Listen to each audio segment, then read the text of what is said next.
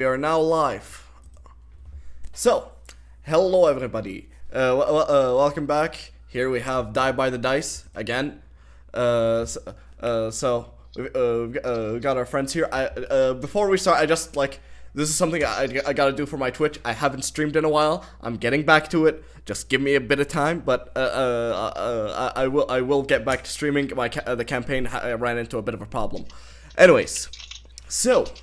Today we have a special little one-shot that this time I'm gonna be DMing, unlike last time. And today, joining me will be the Dawnsons, aka Cal / Percival. Those are the two who are fronting right now, correct? Yep. All right. The Firestorms, also known as Elijah. Sorry. Elijah and Rexalia. Yes. Hello there. And we have Luna, who has no epithet. No. All right, so what say you all? We just jump right into it. Let's just jump into it. All right, so you are all a group of traveling adventurers. You're like quite renowned, known as quite renowned, but like not of like any legend. Like you have the power of a legendary position, but you don't. You like haven't done anything that would earn you that position. Like people know, okay, these guys are strong. One day, while you all were traversing a town, we'll say that you all haven't met before. While you all are traversing a town, you saw a poster. Basically a mission signing that reads wanted strong adventurers traversing to kill a lich or something. I don't fucking know. There will be big explosions, good items, and money, I guess, in small text. Only come if you believe you are strong enough. If not, get the fuck out of my face. And Luna's gone. The fuck? Alright. So, seeing this. Apparently, Luna's Discord took the "get the fuck out of my face" literally.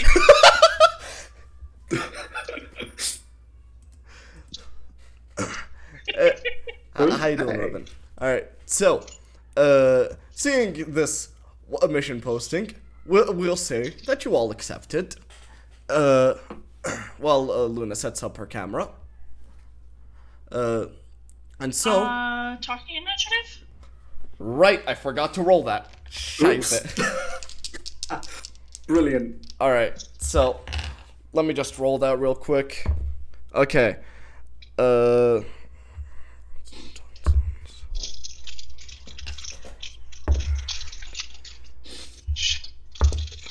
Okay, so it goes Elijah, Kaus, and Luna. That's the talking initiative. Let me just post it in one-shot notes real quick. Cool.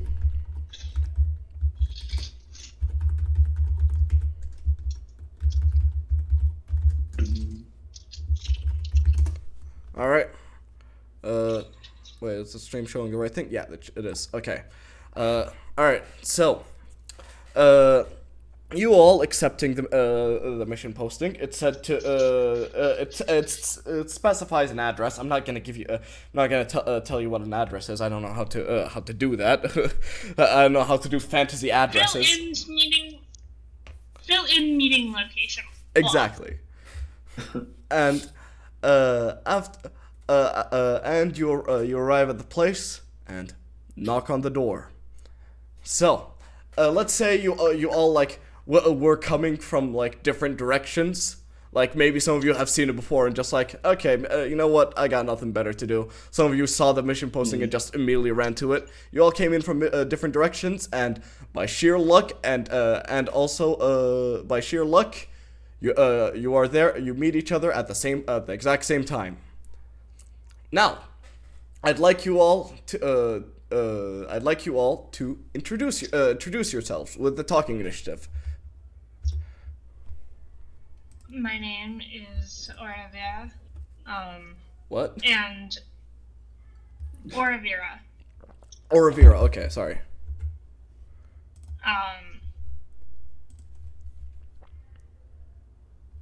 Silver hair that's about shoulder length. The eyes are kind of a very pale amber yellow color. And skin tone, I look like a ghost. Okay. In terms of overall appearance, you would notice more mundane style clothing, where if I were in a crowd, I blend in, despite the unusual hair color and eye color. And would that be it? Next up? Galahad looks fairly average, actually. Sort of hair and eye color is actually coincidentally the same as the body's, actually. But his hair is slightly longer, and it comes down to about jawline length, like swept back, kind of messy. And he's wearing a long brown leather coat, and what looks to be a steel breastplate. Just a regular standard steel breastplate. And he has a large rifle on his back. Actually, he has 2 rifles on his back. All right. And would that be it? Yeah. All right. Next up, Luna.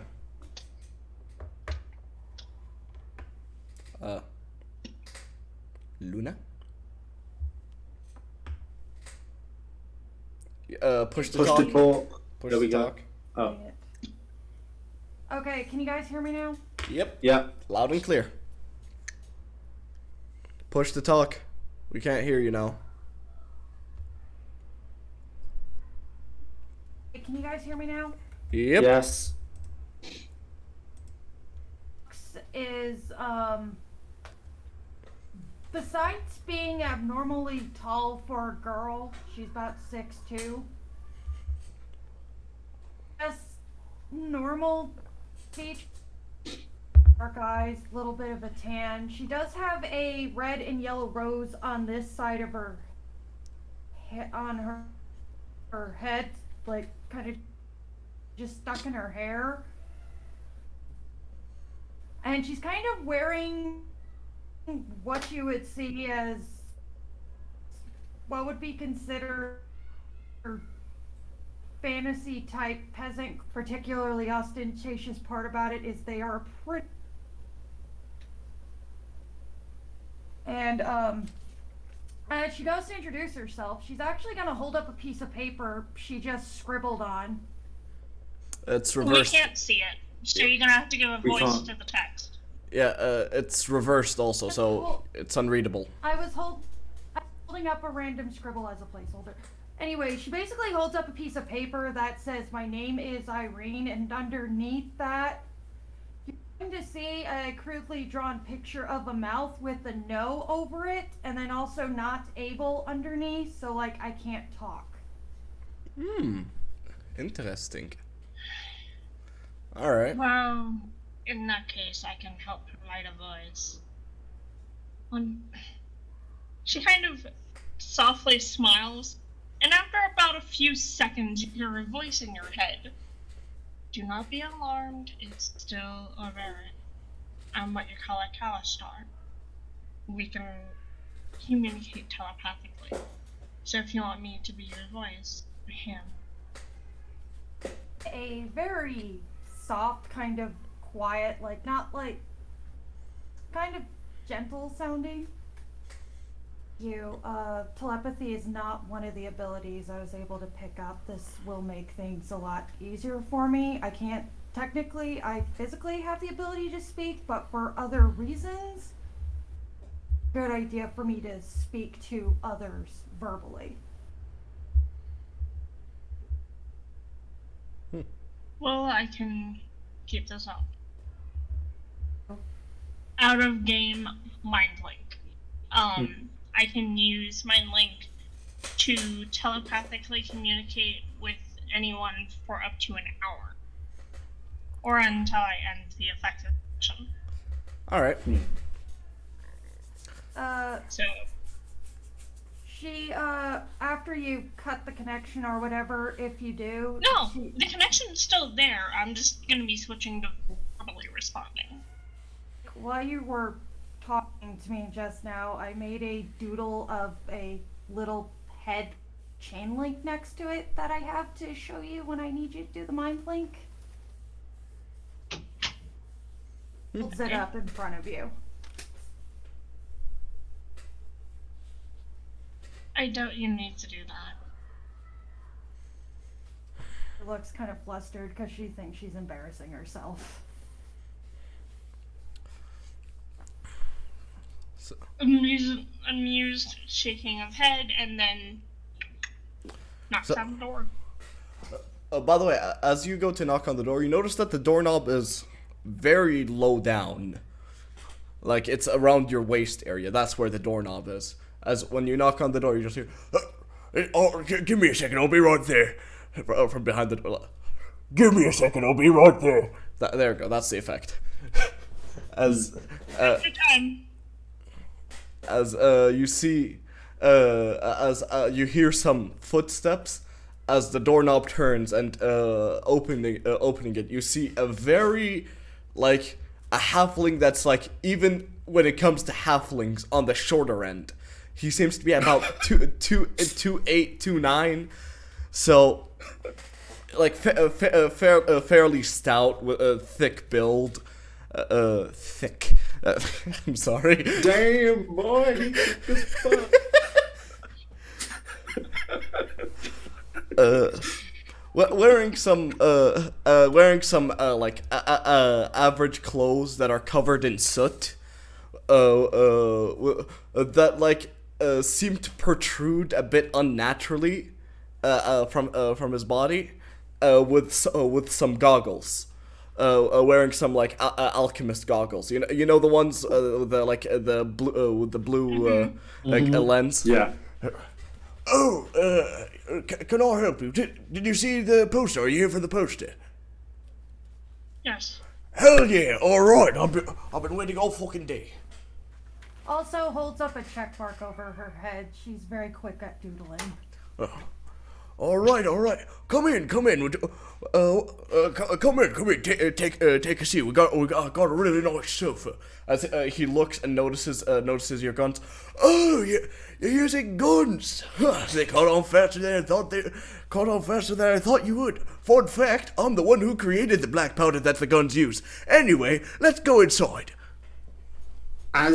When you say I'm the one who created the black powder, I just say, maybe not where I come from. You're not. Oh, well, you never know. Either way, as far as I'm aware, I'm the one who. Well, what's the mythological term for this? I'm the one who patented black powder. I'm the one who created black powder in the first place. Let's come inside. Come on inside. Let's take a seat and discuss information. As he waddles off and like sits on a big round table. He has a stool to get up on the tall chair. I talking initiative. I follow into the building and take a seat. Alright. I will say this. As you enter the house, you see, like, it's it would be a fairly standard house if it wasn't for like half the walls being covered in ash and soot, while the other half having like big burn marks and like are those like random pieces of glass strewn in them? As Yeah. as I make my way in, and as I do so, I look around and go, huh. You know, this somewhat reminds me of a friend of mine. And as I take a seat, All right. Do you follow along, Irene? But kind of not standing particularly close to the party at the moment. Mostly because she just met these guys and she's kind of shy. So as you all like follow along, it's a big round table with enough chairs for all of you all. I'm assuming you all take a seat, or do some of you just like want to stay there standing? How close together the seats are.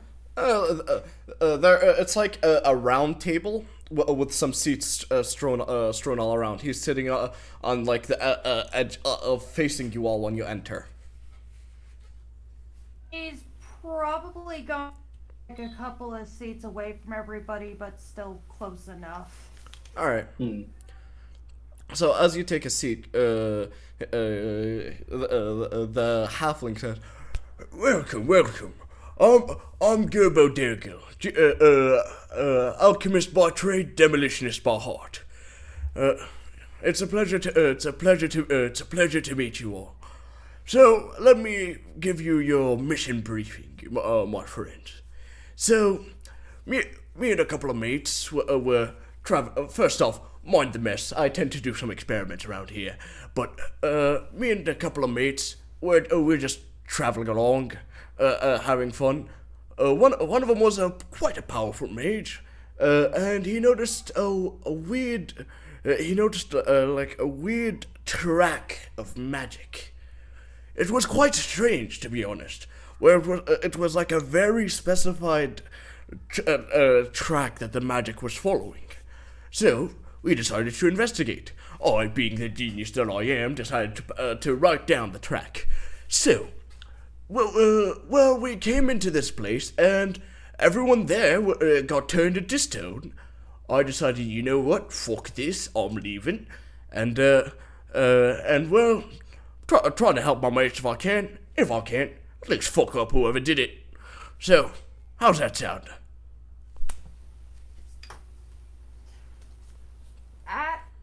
this Sorry. this place. Who did you see? Who owns it? Did you see who runs it? What did it look like?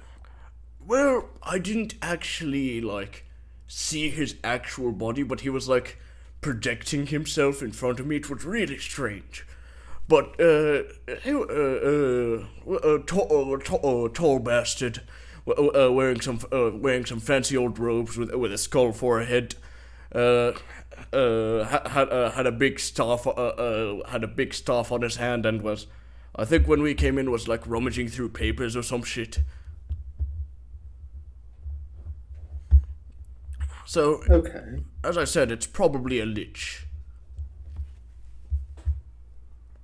Well, it wouldn't be the first time. Oh, you have experience with liches? Perfect. All right. Any other questions? Yeah? Irene is actually going to hold up a piece of paper with lich and question mark. What's a lich? Oh, you don't... you're gonna say something? Powerful magic user that, in search for power, died and was too stubborn to die. Or resurrected through some kind of powerful magic. She just nods and then holds up another one that says, I have no experience with undead, that's why I didn't know. Oh, that's fine. I'm sure you're strong enough. I'm pretty sure I heard of you. The Silent Sorcerer, I think they called you, right? Wrinkles her nose like she kind of wrinkles her nose a bit at the name and then holds up a sign like and holds up a big piece of paper this time like, oh, for fuck's sake. You get the feeling she doesn't like the name and she's tired of people calling her that. Yep. For fuck's sake. He just said, oh, well, I mean, hey, those are the rumors. I can't stop them. Sorry. Shit, I'll be right back. Sorry. Okay. She does not like that nickname. While the our almighty DM is away, something that you would notice about Galahad is that he's constantly scratching the back of his head. But it seems to be a kind of nervous tick almost. Sorry about that. Street cat got into our house. Sorry. Oh, Yeah. no problem. So, seeing that Galahad scratching the back of his head, she actually holds up a paper to Galahad like, okay, question mark. You okay? Just nods. He says, well, if you have no other questions, I'll be happy to join you all. I'll be happy to join you all. Don't worry. I can stand up for myself in a fight. As he like brings up from his pocket like strewn around his waist was like well, what's the word for it? A strap. And he like brings it up and you see it's all lined with bombs. All over it as he like attaches it to his back as he like connects it back. All right, so thankfully, yeah. Quick lore question. Yes. Theons are available in this world. Like, is this the regular one or what? What did you say? I didn't. What are the things available? Available deities, because I didn't know if this specific setting have certain ones that just don't exist or not. No,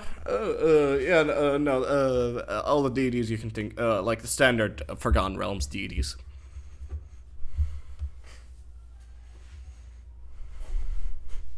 Okay, I will keep that in mind for later. Alright. So, he says, well, if we have no more problems, shall we make our way? I have the map all plotted out already. Good. Nods. And as I get to my feet, you'll see some psychic blades start to kind of almost shimmer in and out near my hands. And as I focus, psionic power psychic whispers. As an action, choose up to six creatures you can see. I choose 3 of you. There you all are. Roll 1 psionic die, d12. That roll gives you the number of hours that the chosen creatures can telepathically communicate with me, and that I can communicate with them as long as we're within a mile of each other. Ooh. Nice. Nice. Which means you can stop with the paper thing. Perks of having a Calistar at this level. This power comes in handy a lot. Hey, 12 hours, let's go! Yay! Let's go. Then Alicia, your character is actually going to hear in their head when she figures out what just happened. Does this mean I don't need my notebook anymore?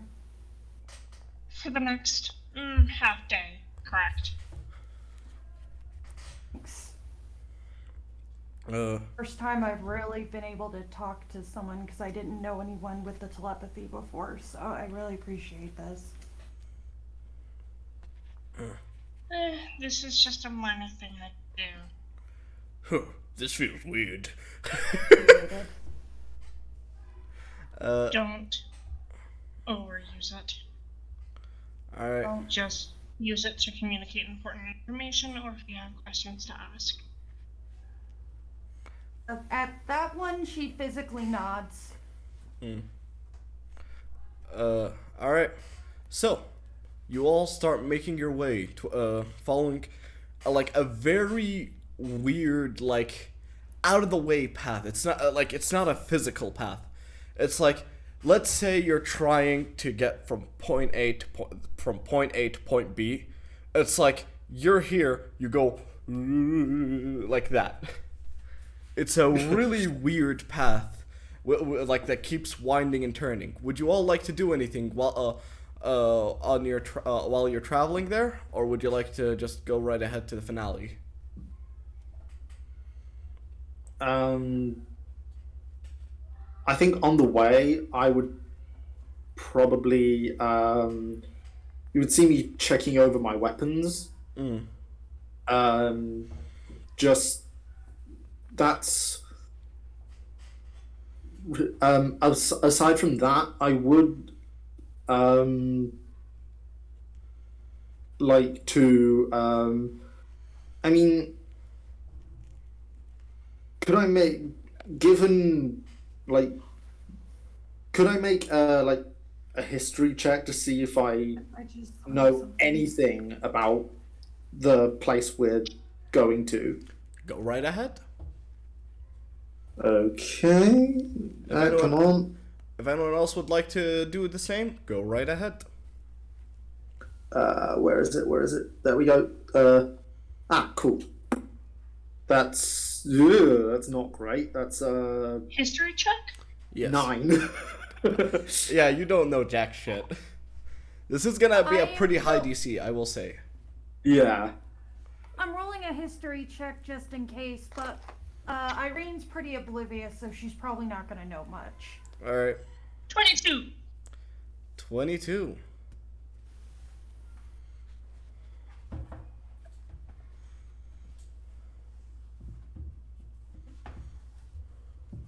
Is a dirty 20. Okay.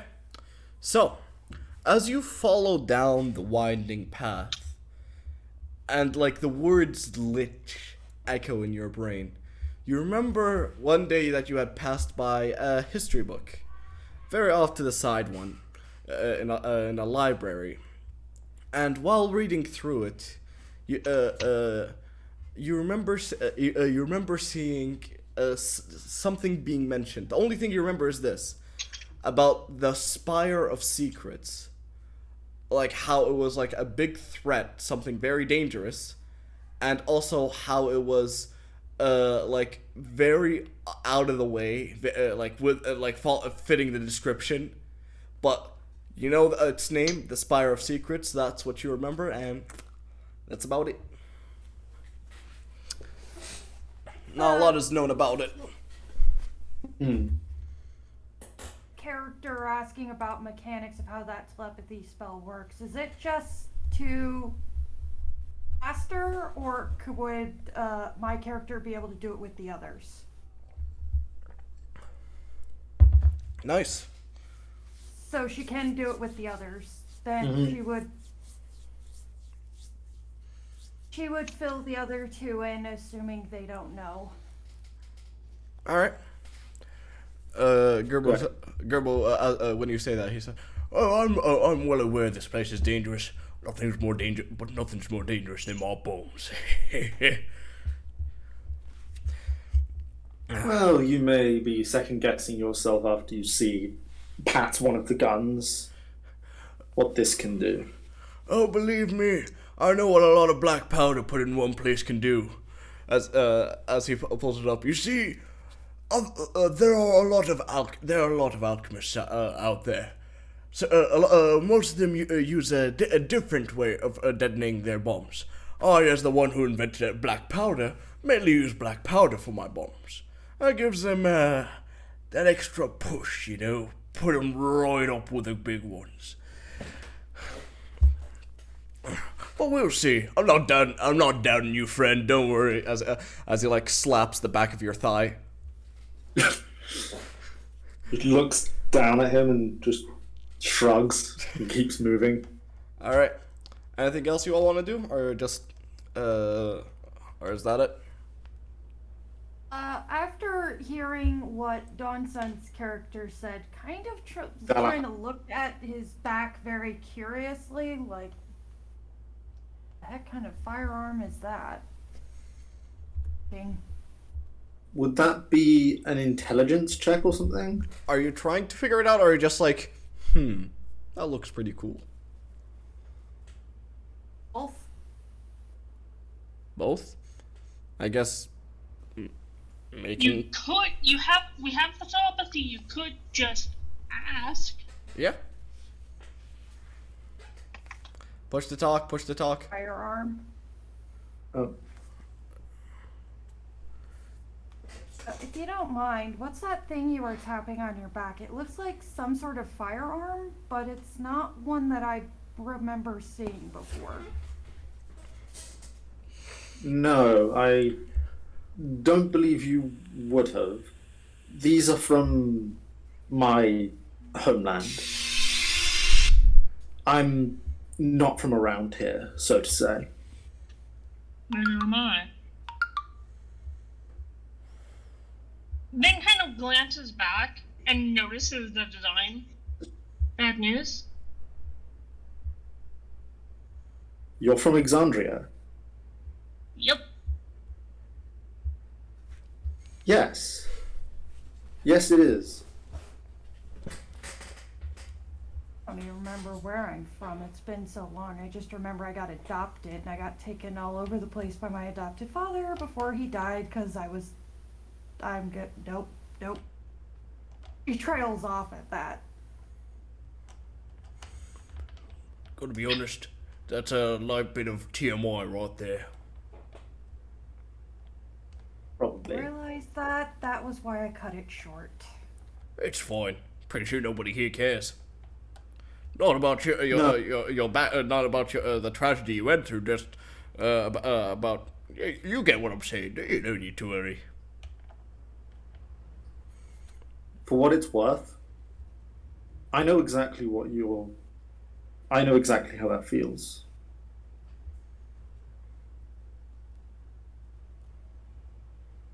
Art did a very dumb thing and it affected a lot of people. Of a sort, yes. And that's all he says. Just keeps moving. All right. Firestorms. We kind of skipped you since you were out. I mean, Oravira. Sorry. You were out. Would you like to do anything? Keeping with the group, making sure that we stay within that mile radius. All right. For the mine light to work. And generally keeping an eye out and making that nothing's gonna leap out at us. Okay. So, after a good bit of traveling, roundabout traveling, you see, like, as you approach a spot, and as you approach it, it's like, like, let's describe it a bit. You're like in a big open field clearing, and as you approach that spot, it's like the grass there is like there's weirdly no grass on that one spot, and as you like walk on that spot, you see just suddenly everything around you shifts. So those who haven't entered, seeing those in front of them, you see it's as if they just disappeared into thin air. Once you're inside, it's like you're in this weird space of a purple void leading to a big tower in the center with paths, a near infinite amount of paths. Like from what you see hundreds of paths leading all towards this large tower. And as he says, "All right, we have the right spot. Good to hear. You all ready for this?" Let's go. And I manifest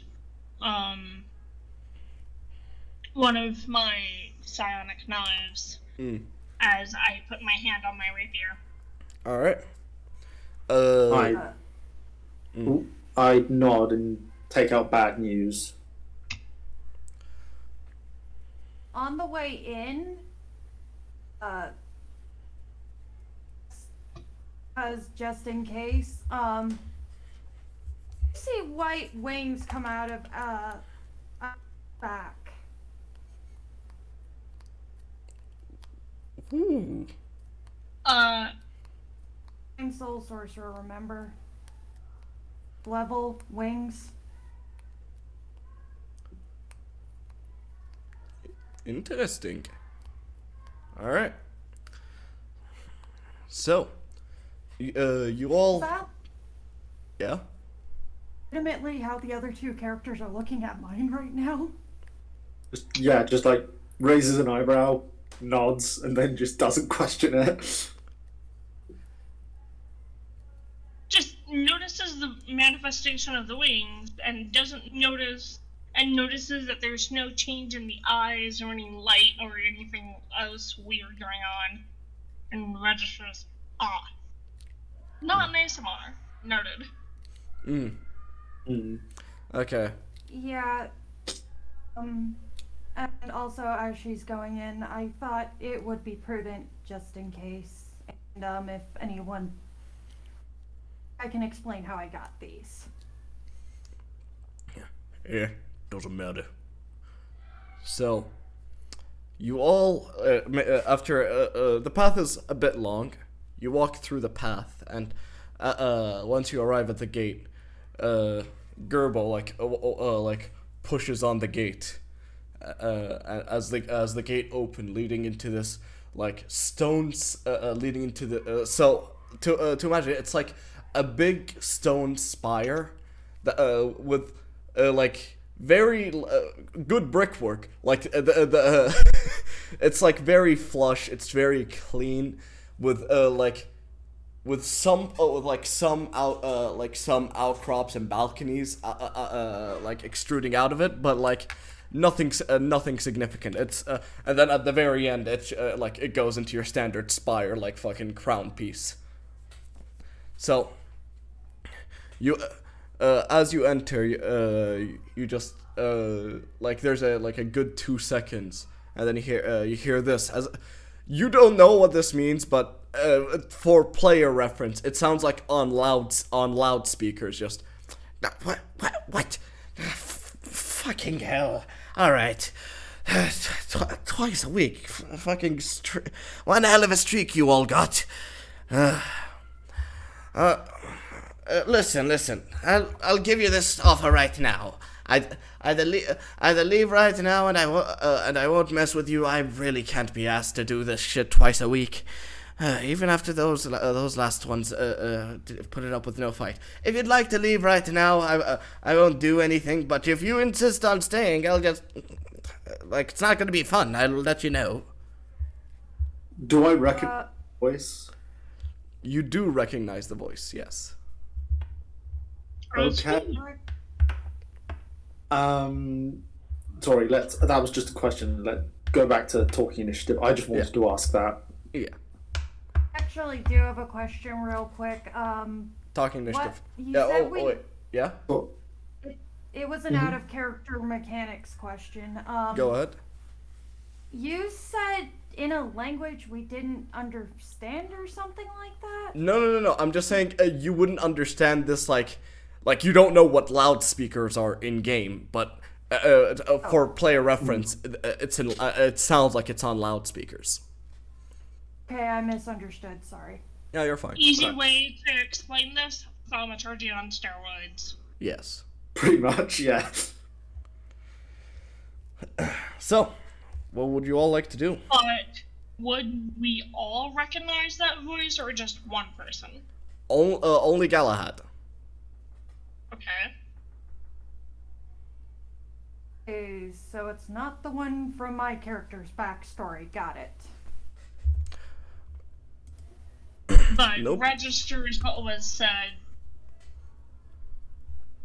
and then looks at what's his name? Gerbo? Not Galahad, but other dude. Gerbo? Yeah.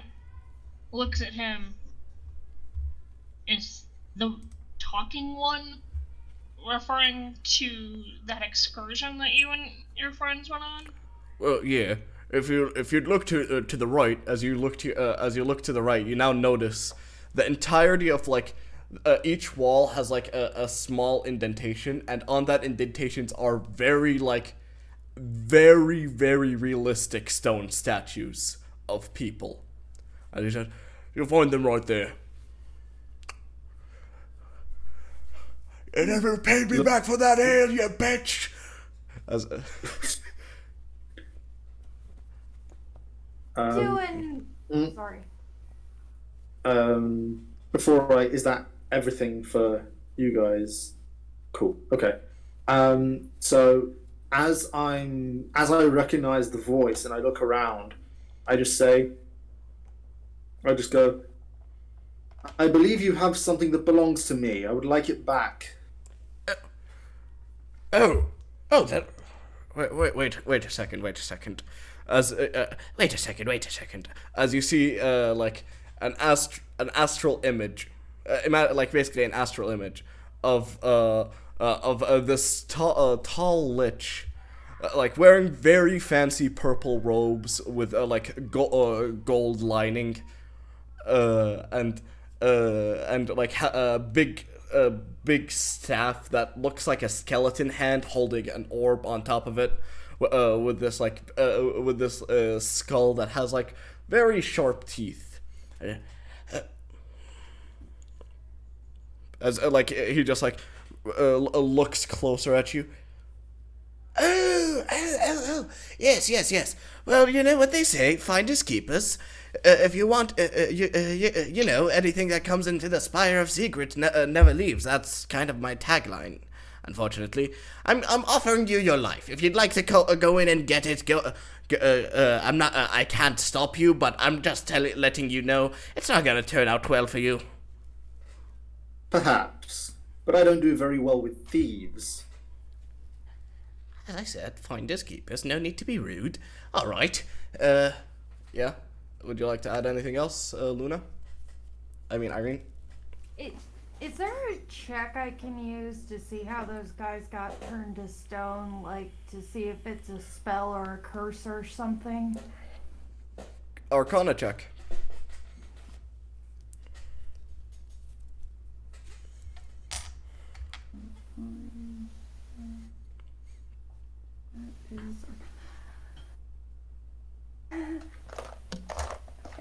Where's that?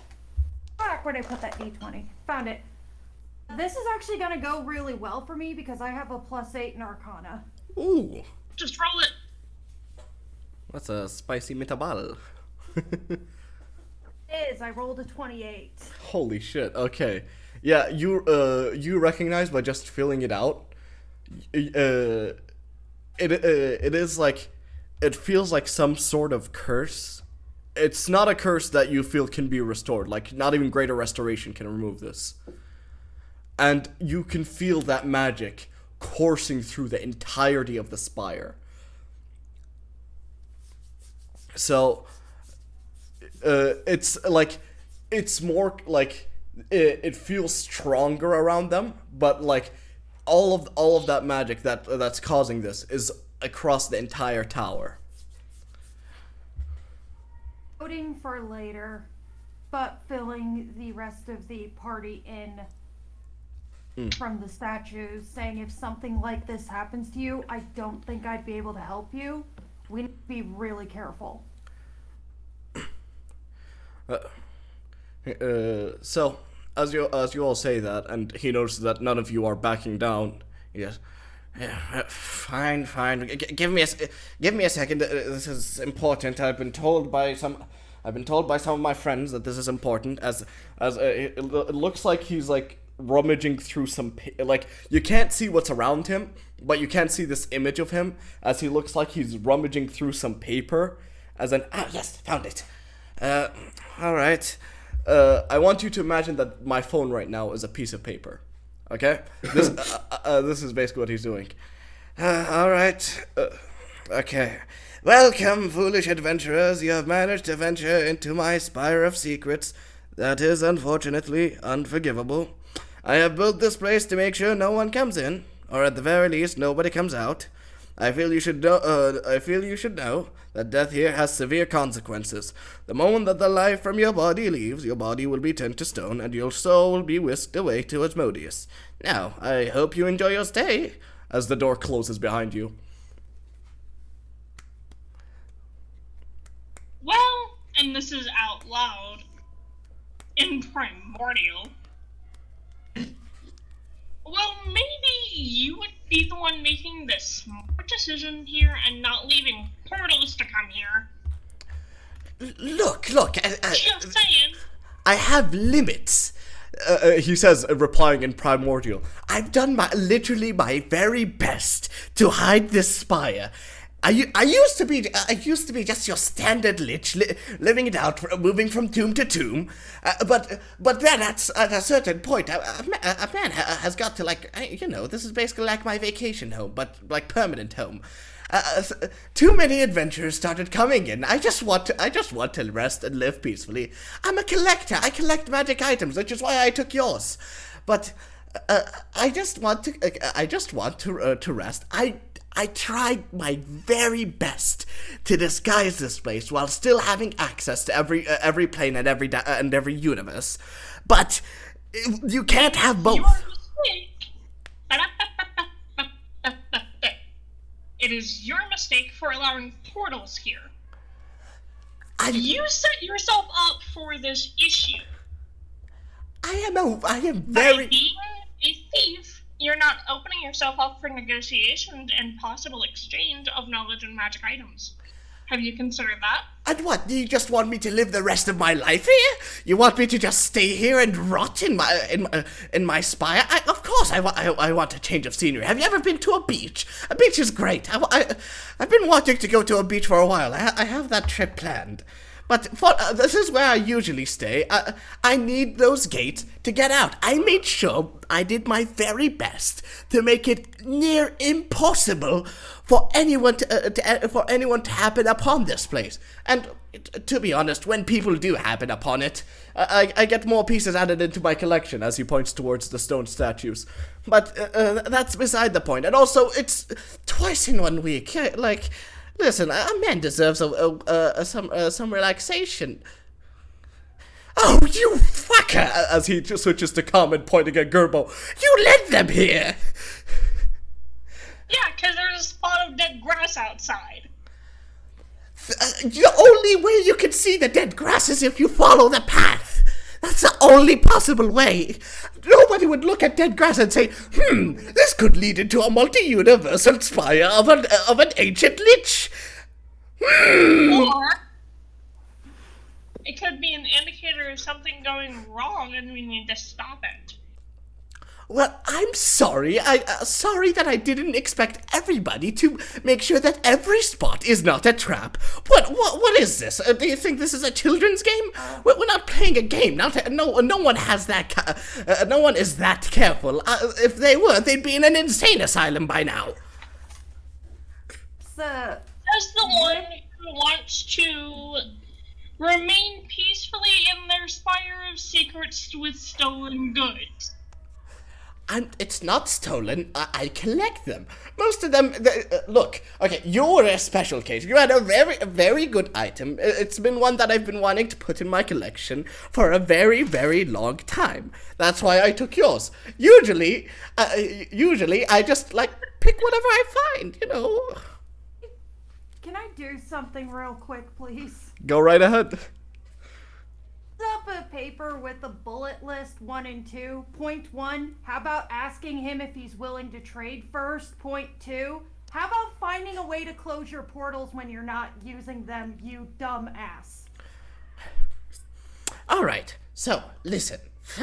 First off, usually these kinds of experiences are a bit fun for me, Like you've seen the other liches. They like to see people in pain. I'm not saying that I do, but mostly because I want to add more pieces to my collection. And what better pieces than foolish adventurers?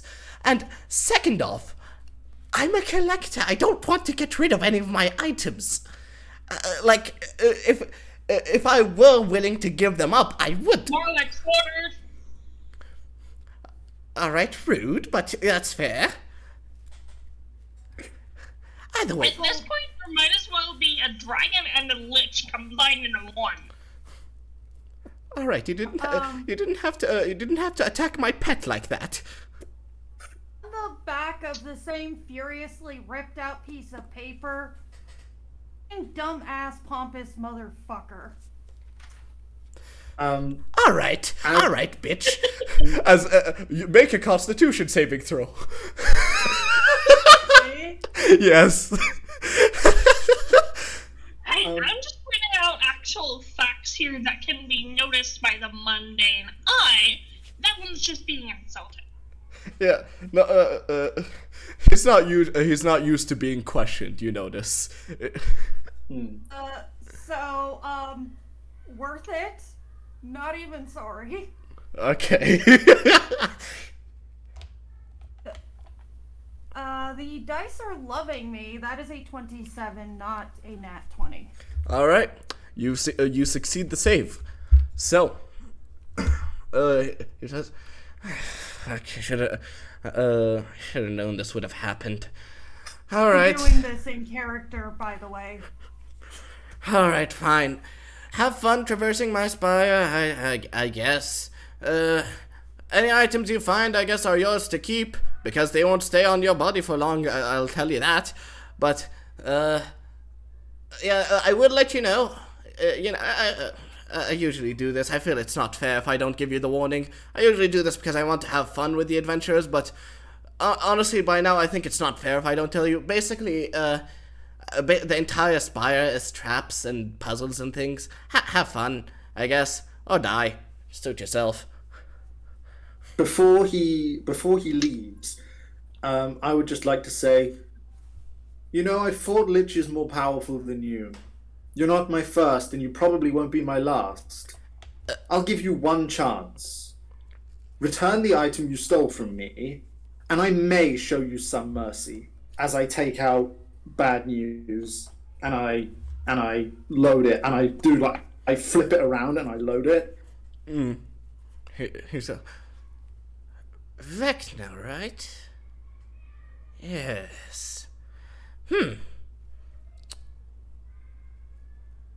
Well, how about this? If you bring me one of those other items within the collection, I will be willing to trade. And you're not here with you, and you're here alone. I mean, you have these four, but one of them is too obsessed with bombs, and the other two I don't know about them. Don't you dare insult bombs, you bastard! Yes, whatever. Either way, I believe I would have the numbers advantage. Have fun.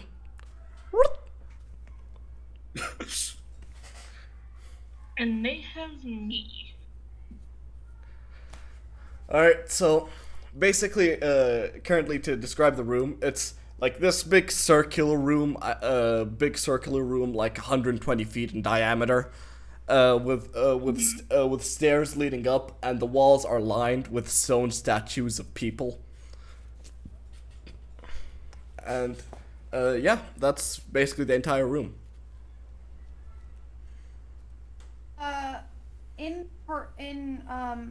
Order. Walking order. Starting around the perimeter of the room, look for any traps. Alright, make an investigation check.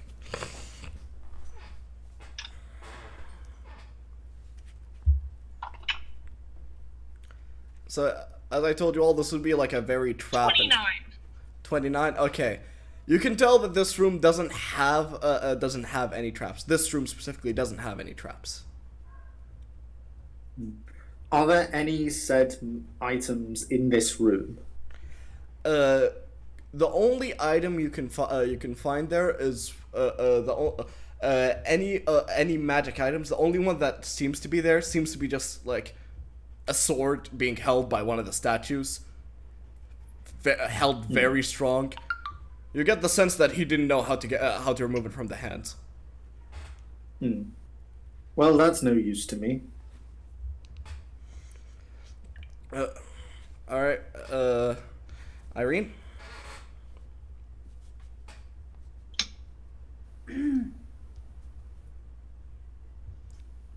Push to talk.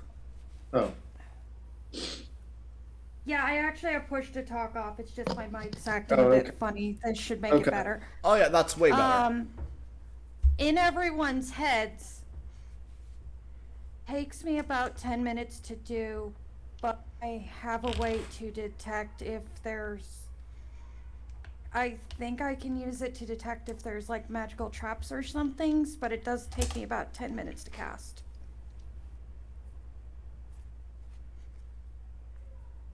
Character, I have detect magic. Uh, She's saying I... And this is quietly out loud. Well, I know that there's a spell, just from exposure to various spellcasters along my life. I know that there's a spell to swiftly find traps, and I know that there's a spell to detect magical things. Oh, I thought I you could think use you're it. referring to the secondary. I thought you could use the one I have for both. I only just recently learned how to do it. Gerbo says, How old are you? Ish. Translation didn't hear you. Oh, she said I think I'm about 21. I don't remember how old I was when that happened, so I actually don't know my exact age, but I'm definitely around 21. That's a new one. So, late teens to mid-20s, noted. Got really good at learning magic. What all of it does, I'm not exactly clear on. Well, this should be interesting. Do us a favor, just don't get us killed. And I'm gonna look for a staircase or something. Yeah, there was a staircase on the opposite side of the room. I make my way up the staircase. All right. Let me go first, I can take the damage. And I weave to basically take lead. All right. Cause rogue, I get to half and then take no damage. All right. So. And Irene actually says, and I'll stay behind in case anyone needs to be healed. A lot of my spells are healing. So you guys, Gerbo's just following along. Seems very nonchalant. So you guys start making your way up the stairs. As you make it up, you just hear again, as if on loudspeakers, just. Yeah. Actually, this is a pretty fun one. I was exploring one of the universes, and they had like really advanced technology. This was one of their games that they like to play. I hope you enjoy it. This one actually might actually be fun. Have fun. As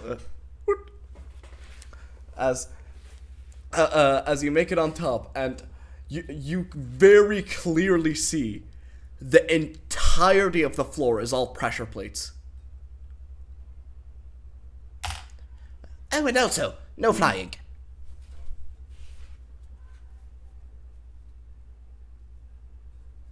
What? The player didn't catch it. Oh, yeah. He says, oh, and also, Flying. no flying.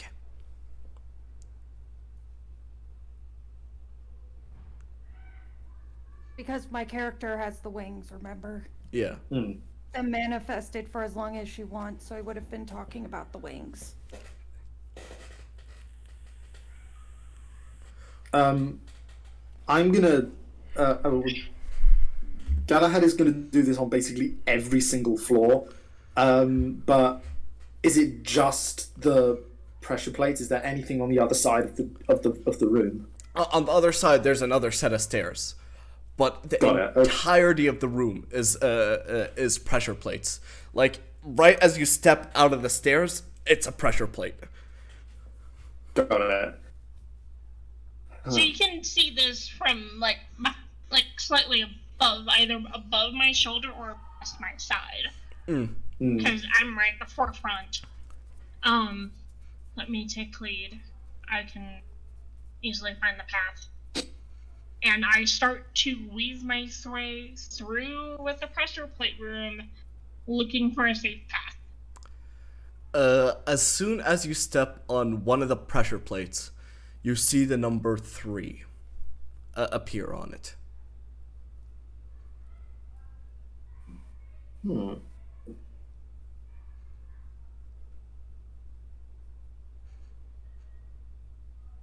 Here has a mechanics question. He said no flying, right? Yes.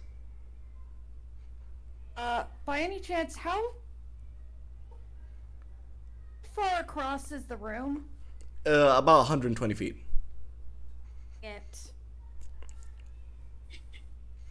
First she has Misty Step and then gets this disappointed look as she realizes, oh wait, room's too big.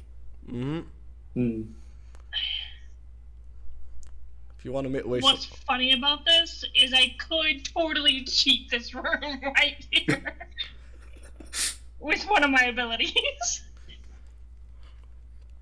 but I'm not going to. For the sake of fun. So, for here, I'd like to ask, would you like to step on pressure plate 1, 2, 3, 4, or 5? As, like, there are 5 next to it. And the one that I stepped on says 3? Yes.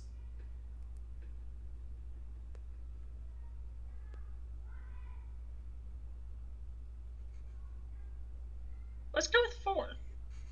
You step on 4, and 4 has the number... I don't put all my weight on it. I just, like, keeping my weight, most of my weight, on the one that is safe at the moment. With my foot. Alright. You step on 4, and as you see, the number 4 appears on it. No, the number 5, sorry. So, I said 4. Yeah, no, the number 5 appears on pressure plate number 4, the one that you stepped on. Okay. Where's pencil when you need it? Shit. Can I... Fuck. Investigation or general intelligence check? To figure out what... Yeah, to figure out what the fuck is going on. Okay. I just realized, I think this room's basically a giant minesweeper game. That's what I was thinking. In character, we don't know shit. Yep. So... But you would notice me basically starting to try to safely weave my way through. I was trying to find the pencils to see if I could actually logically puzzle this out here. As you keep stepping on them, you see some more each time you step on a pressure plate, a number appears on it. Sometimes it opens up a bit more with some more numbers. But one time you step on one of the trap pressure plates, as you see from the top. You see I don't take any damage. You still have to make a dex save, huh? Yeah, its evasion says either half. No, you need to make the dexterity save. Yeah, as you see. And if you pass, you take no damage. Yeah, if you fail, you take half damage. As you see from the top, something pops 28. out. No, 38. Alright. Fuck me. 38 on a dexterity saving throw? Yeah, I have a plus 10 on my saving. Actually, not 38. Blah. Sorry, I misread that number. 28. It's 28. Okay, yeah. I was about to ask. 38. That would have been insane.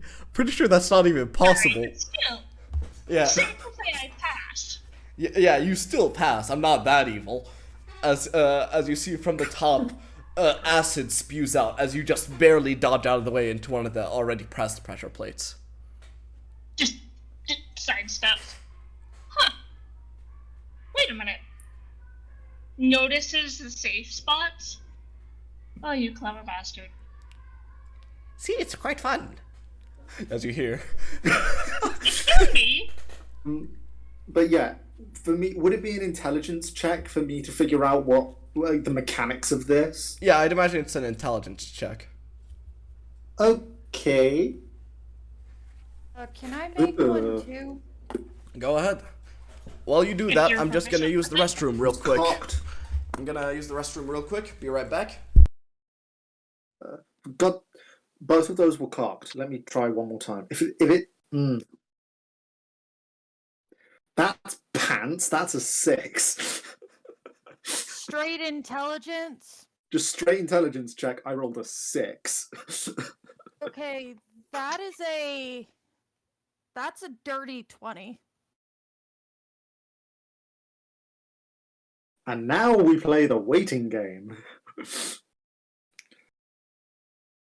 But as he's following on along the safe pressure plates that that you're stepping on, as he's following along, he's looking around, and just before he just finally shakes his head and just shrugs and goes, "Yeah, I don't know what's going on here. I have no idea. Maybe you two will have a better shot at it." Oravira is just weaving through. And you would know that she's oddly comfortable in this kind of situation.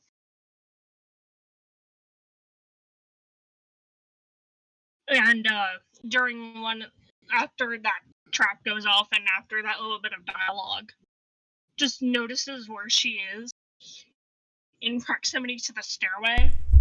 I could easily cheat this room. Alright. Very tempting. Twirls the psionic knife that she prepared, and very tempting. Rakan, what Yeah? I rolled was a dirty 20. What did you roll? Dirty 20. Yeah, no, Galahad, what did you roll?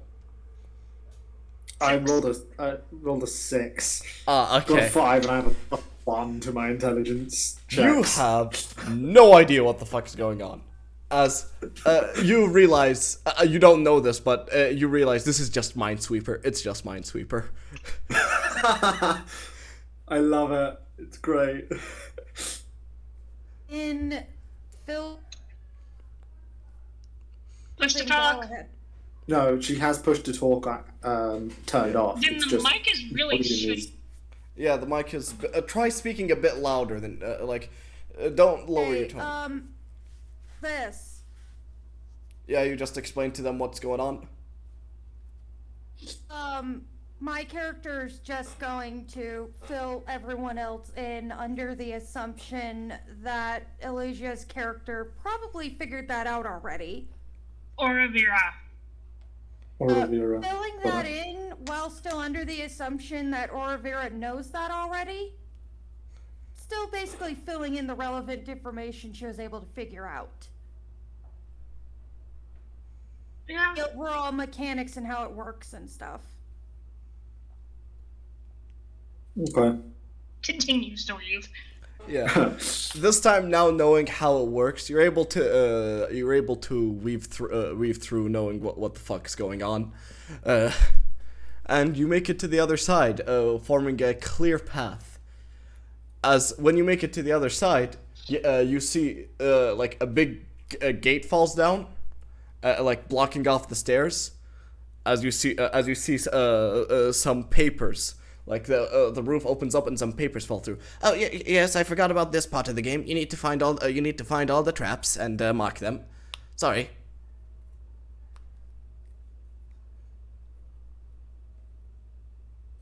Size. Stay here, I can set them off. No, actually, I have a question. Yeah. If I were to use bad news to shoot the pressure plates, would that trigger the traps? I'd imagine a bullet isn't that heavy, but with the amount of It's a lot of for pressure plates. It's I don't think it's enough. Ah, god damn it. So you'd need you something need heavy. something like this to set. You Like need it some. needs something that has weight to it. Yeah, you need something heavy. Okay. Because given what I know about pressure plate mechanics out of character, it would probably need to be a sustained amount of weight staying on pressure plates till it triggers. Yeah. Right. That makes sense. Okay. So what- at this point, I'm now going through and you know what? Let's have some fun. Show off. Grins and does a backflip intentionally onto one of the traps.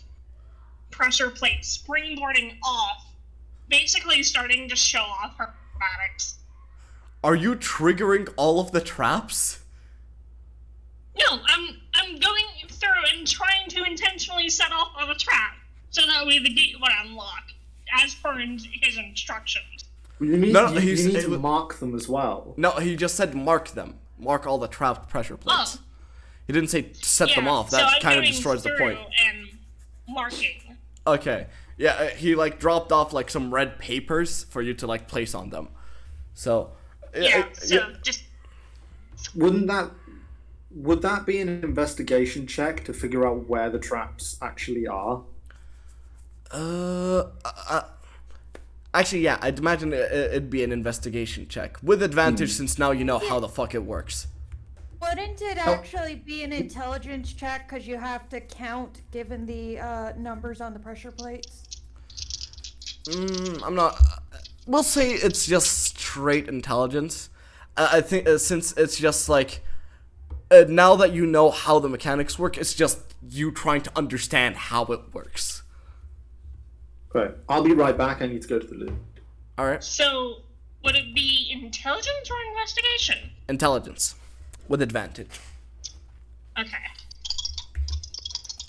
20, please, please, please, nat 20. You say that every time. Okay. Shush. Ding.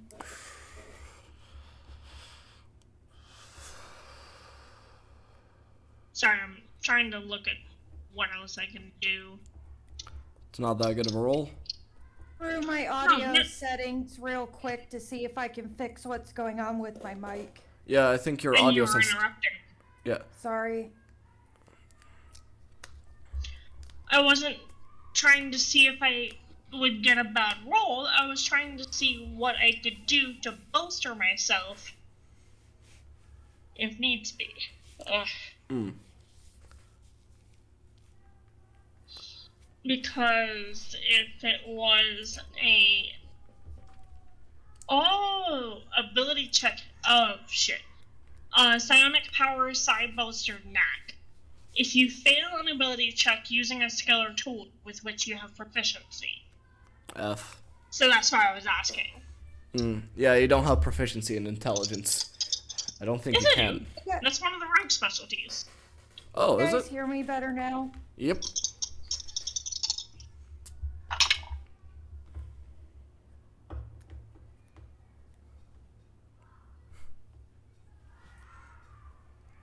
That would be a total of 23.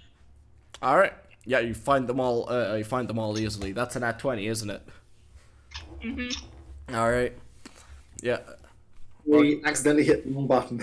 Yeah. Don't worry, you're good. I thought so. Okay. So. Yeah, you managed to mark all the traps easily, and as you mark it, you see the like the pillar that fell in front of the stairs raises back up. Gate. See, we had fun. It didn't was a we? gate, not a pillar. Oh yeah, a gate. Sorry. So yeah, just backflipping, having fun, marking the trap areas. Her walking back up. All right. That is child's play to me. Before leading the charge again up to the next room. I had fun with it. Okay. All right. Irene kind of laughing. Kind of giggling. Gerbo says, "Well, you know, that was a bit fun." As he starts following along, like Wait. First off, I am not. I don't have that great of grip right now, so just. I can't. I'm not gonna do that.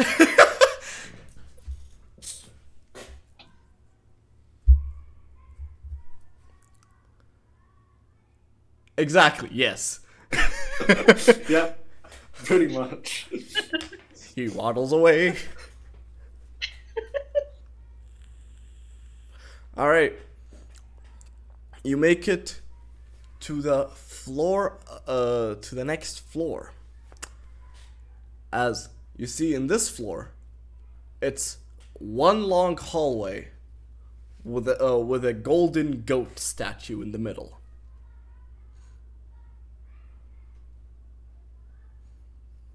How big is the hallway?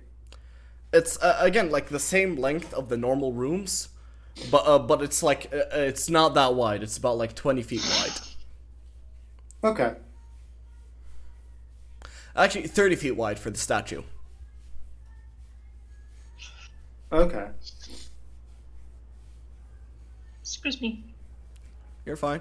And like at the opposite end of it, you see a set of stairs. I imagine same guild. If we get there before we've completed the puzzle, then the gate closes. Mm-hmm.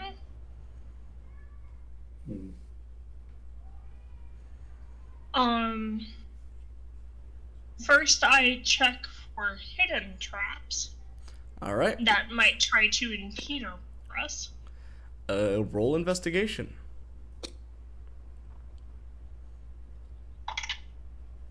That was a trick shot that I did not need up onto the dice. Ooh.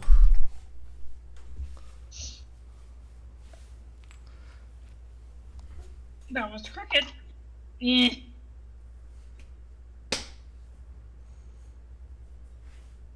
$25. You don't seem to notice any traps. Can I make a perception check to sort of look at the statue and see if I can discern anything about the statue? All right, make a I'm perception giving you check. advantage. Cool. Nice. 18. That is a 29. 29. All right. So it's solid gold. You can tell this is pure solid gold. Yeah. You good? Okay, yeah. Okay. Yeah, it's pure solid gold, and engraved on it is just the path may not be as clear.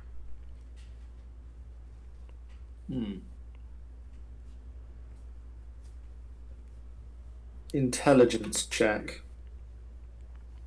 All right. See if I can discern. I fill everyone in on yeah. what it says. Discern what? Wait, like how the puzzle works? To discern the meaning of the text. Okay.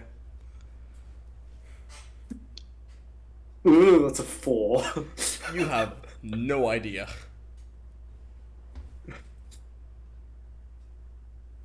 Right. Gerbil just looks towards Oravira and just like, are there any traps? No traps. All right. He just starts making his way towards the stairs. As you see, he starts going up the stairs, and then he suddenly reappears behind you. What the fuck? What the fuck? What's going on? Wait. What was the text again?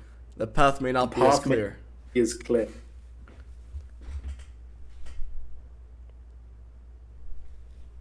Try going back through. That way. Just Backwards? going the way that. Yes. All right. Starts going down. Reappears. Yep. Okay. That was the first thought, okay? It was just thought. I So that'll work. Irene looking like she just had a. Oh, sorry. house. No, it's fine. Irene looks like she just had a light bulb moment and starts poking at different spots on the walls. Like, maybe one of the walls is a trick wall. Nothing happens. Can I make an Arcana check on the on the statue? Go ahead. Another 5. Hell yeah. It's good to see someone balance out the luck.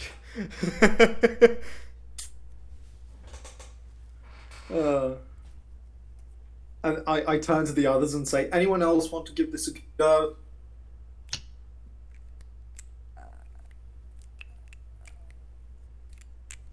Irene is going to look kind of frustrated and finally, in a fuck it's the only other thing I can think of, try to push the statue.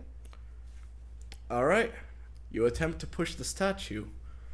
As you attempt to push the statue, you see it moves surprisingly lightly. Like, it doesn't feel that heavy.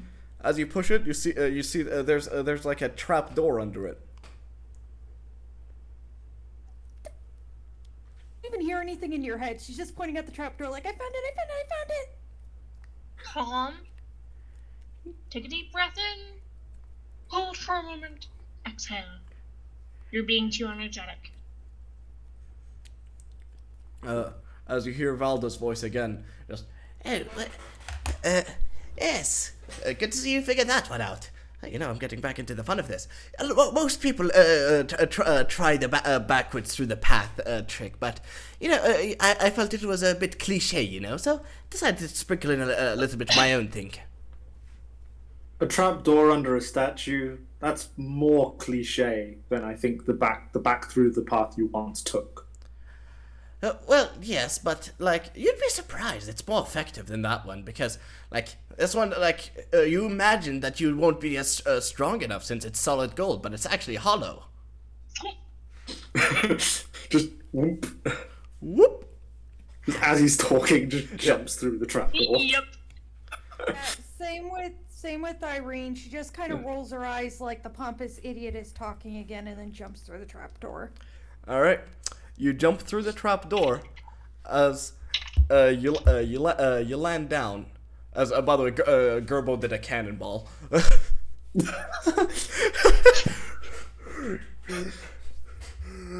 Down below. As he takes 1d6 falling damage. 2 damage. Alright. Alright. As he lands down on the ground. Ah, fuck. Alright. What's going on here? So, as you enter this room, let me, I had the text for it written out. Give me 1 second.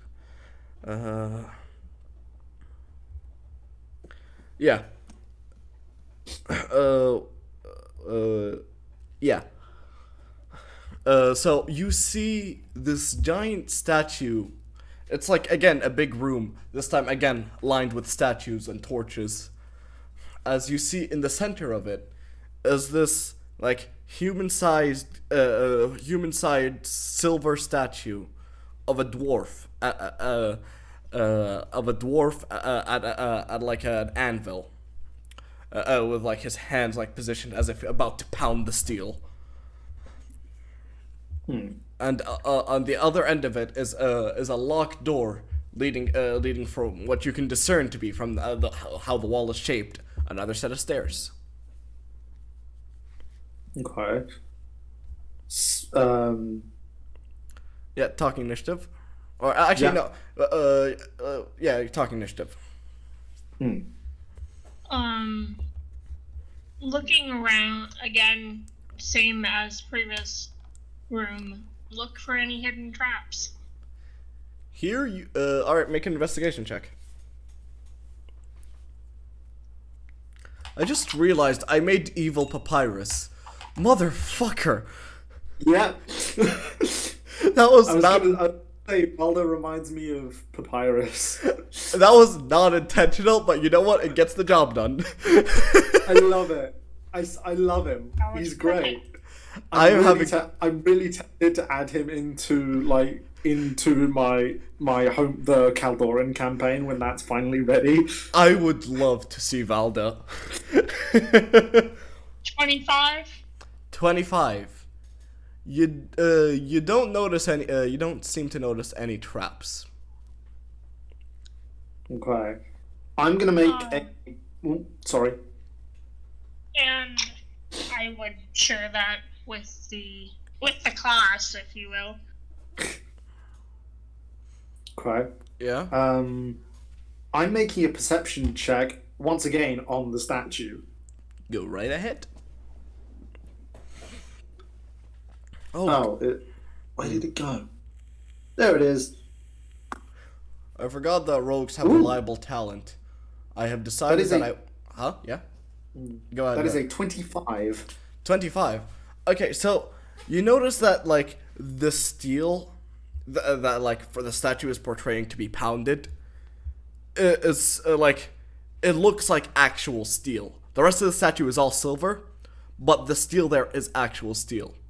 And you notice another engraving on it. So, it says, Brawley Crackhammer was a world-renowned smith. It was said that he could create anything. And then under it is a blank. Under it is a blank. Yes. Craghammer. Mm-hmm. History check. Make a history check. See if I recall the name. Oh yeah. Oh yeah, 24. 24. Okay. With the 24, you're able to remember the Brawley Crackhammer, this world-renowned smith. It is as it says, and he was known to as it says. Like, the engraving's accurate. But to be specific, you give him a blueprint of anything, he'll make it to you make it for you in a flash. Okay. Would I also recall where he's from? Like his home universe? Let's say Exandria.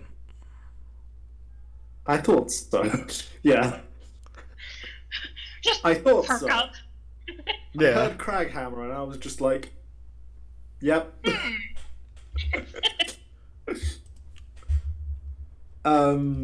Okay, in that case, would I know how to fill in the blank from that, given that I know his home universe and a bit about his history?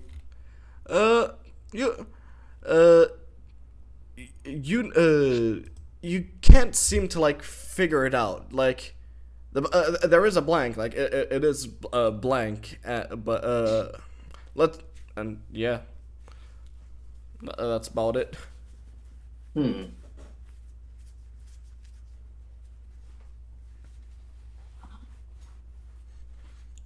Okay. I fill in,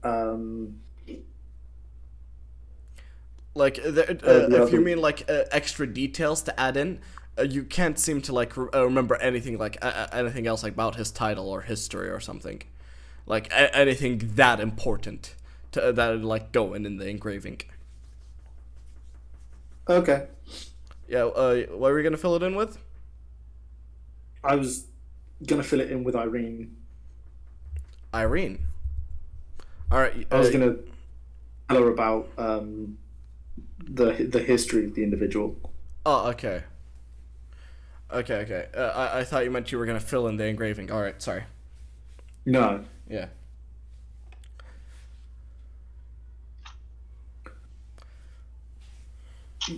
But with the engraving, he would have an idea as I'm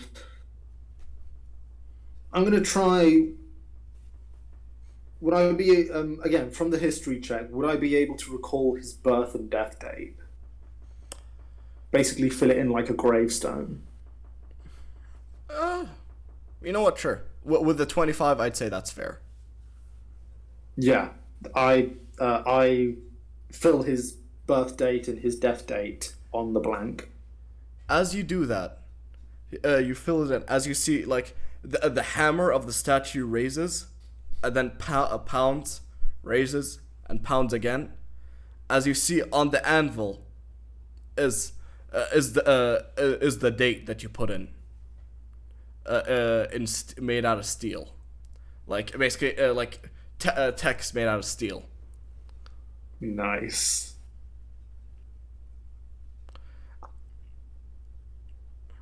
Oh. Oh. Player is starting to understand. I think Galahad would probably get it after that as well. All right. But that's up to you though. Yeah. So I'd say it's fair. Yeah. If you figured it out, then I'd say Galahad figured it out. That's not overcomplicated. Unless your character is distinctly dumb. Like, if your character, one of his main character traits is dumb, we can go with it. Okay. Would I be able to...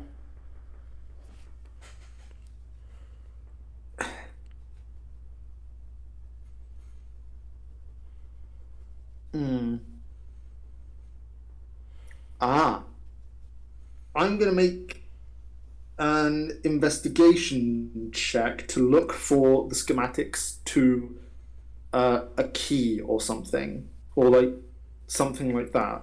All right. Something to open the door. Make an investigation check. I'm giving you advantage. Cool. That is a 16. A 16. As you start looking around the room, you find in one of the pouches of the stone statue a blueprint sticking out of it. And as you open them up and you see the schematics for a key. I take it over to the statue, and I basically I put it down. I try putting it on the anvil, and if that doesn't work, then I try putting it on holding it to the blank space. Putting it on the anvil doesn't do anything, but as you hold it to the blank space, you see the statue moves again, pounds twice, and you see there a key. Pick up the key, move over to the door, and try it on the door. It clicks as the door opens. Hell yeah. I feel so clever. I'm a bit proud of this one, I'll be honest. It's not like that was really cool. Alright. As do you all make your way upstairs? I would let Yeah. Yeah. You make your way to the next floor. As you see on this floor, it's again another one of those floors that's lined with stone statues, torches, and this time in the center, there's an armor stand, and the path is completely open. Does the armor stand have any? No. No. It's just an empty armor stand. Yes.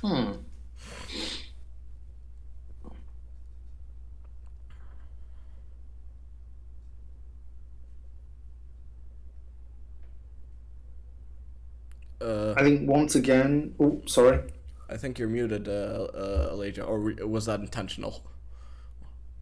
No, I was just mouthing. Oh, okay. I was trying to figure out, as a player, I was trying to figure out what the reference is. Because I'm noticing that there's a reference in nearly every room. Oh, help me. If I see a chessboard, I'm gonna start laughing. Same. And Okay. somebody's gonna be figured out the front. Okay. And we don't want that. I'm gonna again make a perception check on the armor stand and also like the surrounding room in general. All right, make that perception check.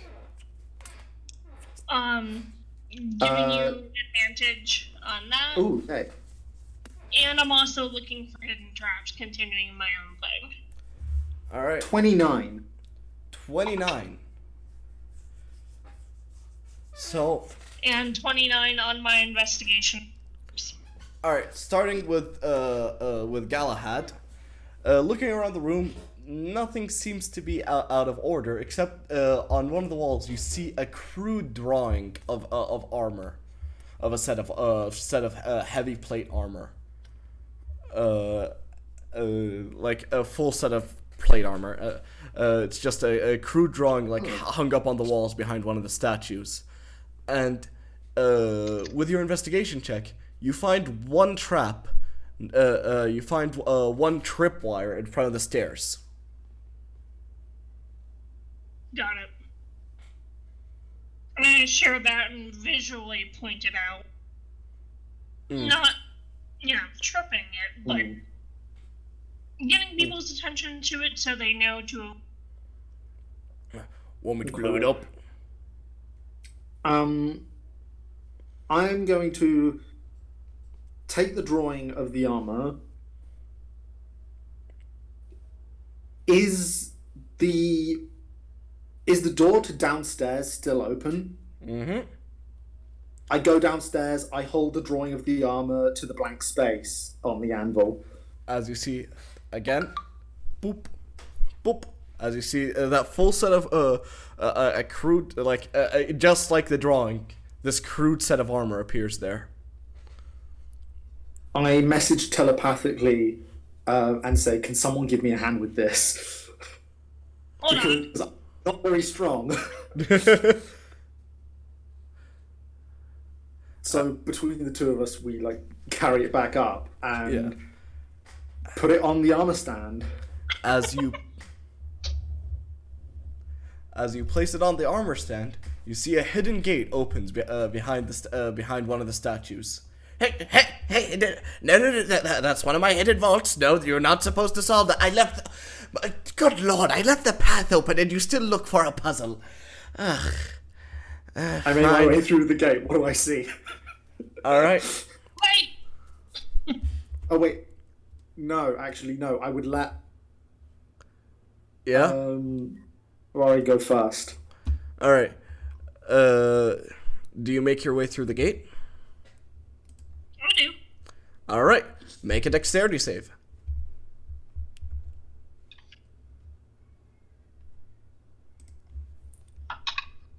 Please pass. That time it wasn't at 20. And you take no damage. You take no damage. As you see, as you enter, two dragon heads pop out from the side and just breathe fire out. But you manage to jump out of the way, backflip out of the way very easily. Hell yeah. No, I'm just I was hoping that would work. Motherfucker. So. yeah, well, there's also a tripwire. Yes, I but you follow. didn't see that one first. All right. You. Well, I did. Whatever. All right. And also, curiosity killed the cat, but satisfaction brought it back. Fine, you win this time. All right, help yourself. I did say you do get to keep any items you get. You won't be keeping them for long. What's in the room? What's in the room? All right. You make your way inside, and you see there's a good amount of gold there. Some statues lining the wall, but you also see. So, first off, let's start with our boy, Galahad, and you see the exact item you were looking for. I go over and with the I do a Doctor Strange kind of thing where I grab the cape and I throw it on my back with one hand.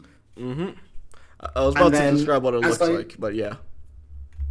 And then as I do that, I go, "Oh, for fuck's sake! This thing was annoying me anyway." And I take the wig off, and spiked white hair from under the wig. I turn the coat inside out, blue coat with gold detailing, and then I take spectacles out of the inside out of one of the pockets, and just, now that I finally got this back, this should make it a little bit easier.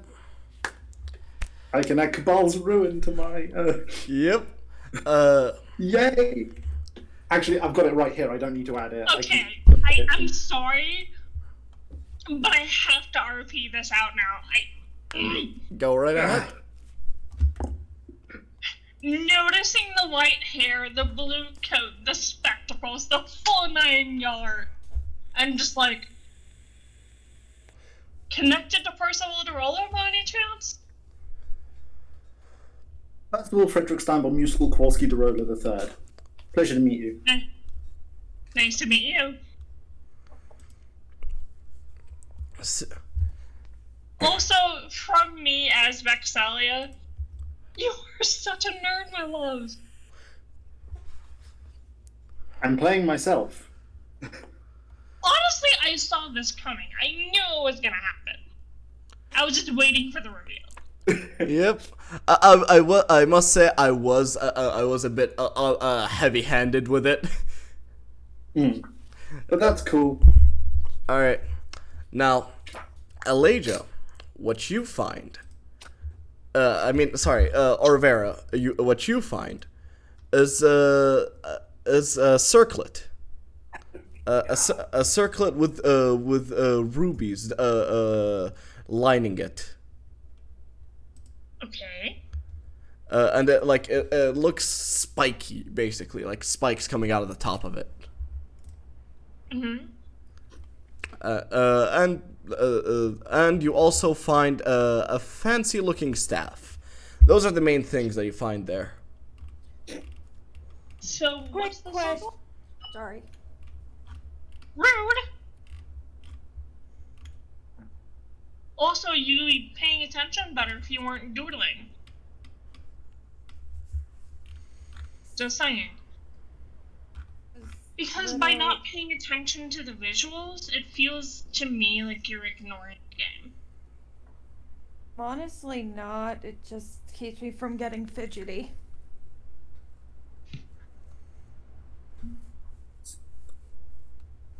But what was the circlet? It's like a spiky circlet. I'm just basing this off of the picture, I will say, but with the rubies lining it. Is it a circlet of blasting by any chance? Nope. Because I'm not seeing it. Percival, you would recognize this circlet. I would? Yes. I think. I haven't seen Critical Role, but I imagine you would. You know what? Is it All of us are running through. rubies or emeralds? It's from the picture. It's red gems. I'm just gonna say it. It's the circlet of barbed vision. Ah, I got it here. And the staff Which you would. is funny because Stairs and Calistar, they have dark vision. Wait, Nah. what race is Galahad? Well, Percival, very inhuman. Yeah, just notice this circlet. You're gonna need this. And I can see in the dark. and the staff you would also recognize as the Spire of Conflicts. That is familiar. I look at the circlet. I just go, I think I'm good. And I pass it. And I pass it to Irene. And looking around, can I see any magical equivalents of the weapons? Animus and Right, I forgot to mention this. Yes. As you put on the robe, you feel like a burst of magic shoots out and Nice. gets into Okay. bad news and animus. Nice.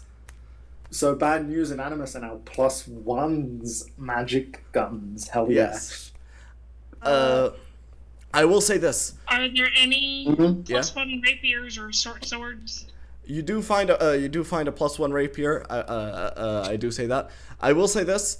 Each one of the vestiges of divergence that I offered you all was like each one was intended for one person. So the the circle of barbed vision was intended for you. You were intended the Cabal's ruin. Yeah.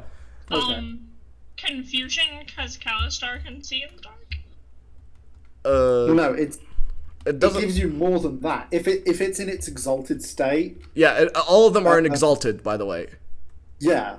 So I don't know what that means. Do you not? You're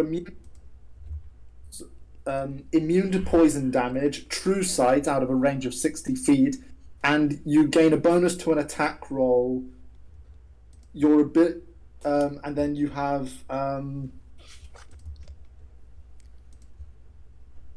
Let me share the PDF. I have the PDF. Okay. So, this should be it. I'll share it in one-shot notes. Yeah, +5 bonus to an attack roll. You can do a +5 bonus to an attack roll. Yeah. And in its exalted state, you can use it 3 times between rests. Yes, and you have true sight. During time to go on break. Yeah, I was about to say, once all of this is established, you guys during this time you guys can like read up on what your items can do. We are calling break here. Let me just set it up on stream. Rakan, which item did you say I got?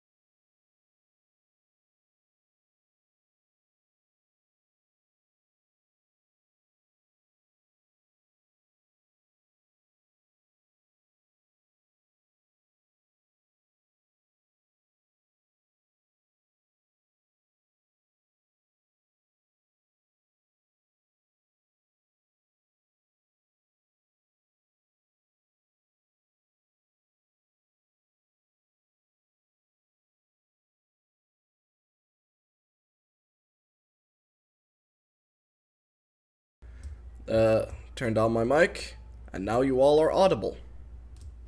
Nice. Alright.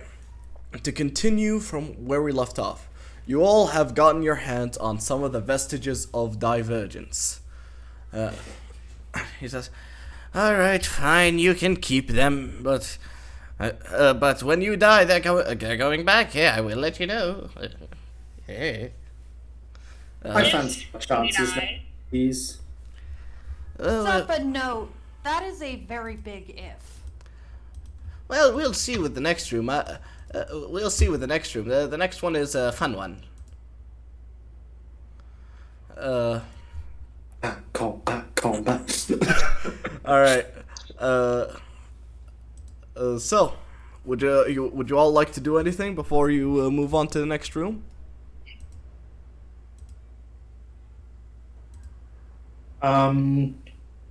Question just quickly. Yes. Would I also get my Ring of Lightning resistance? That I'll say no to that. Okay. Yeah. No problem. Oh yeah, if cool. you're looking for your ring, I have a ring box in my room. You'll have to find it there. Wonderful. I just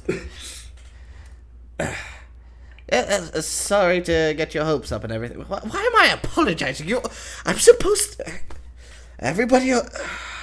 This is what they all tell me. I need to sound more evil. I just sound apathetic. Fine.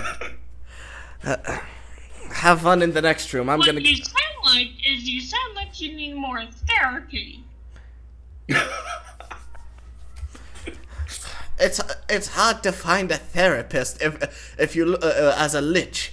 Have the therapist either scream when they see me or start calling for reinforcements. Who am I know someone, but he may be busy.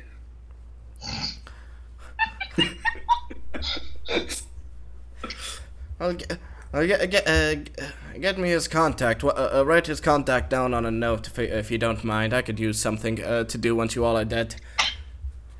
You already know him. And I just make my way to the door and I avoid the tripwire. Okay.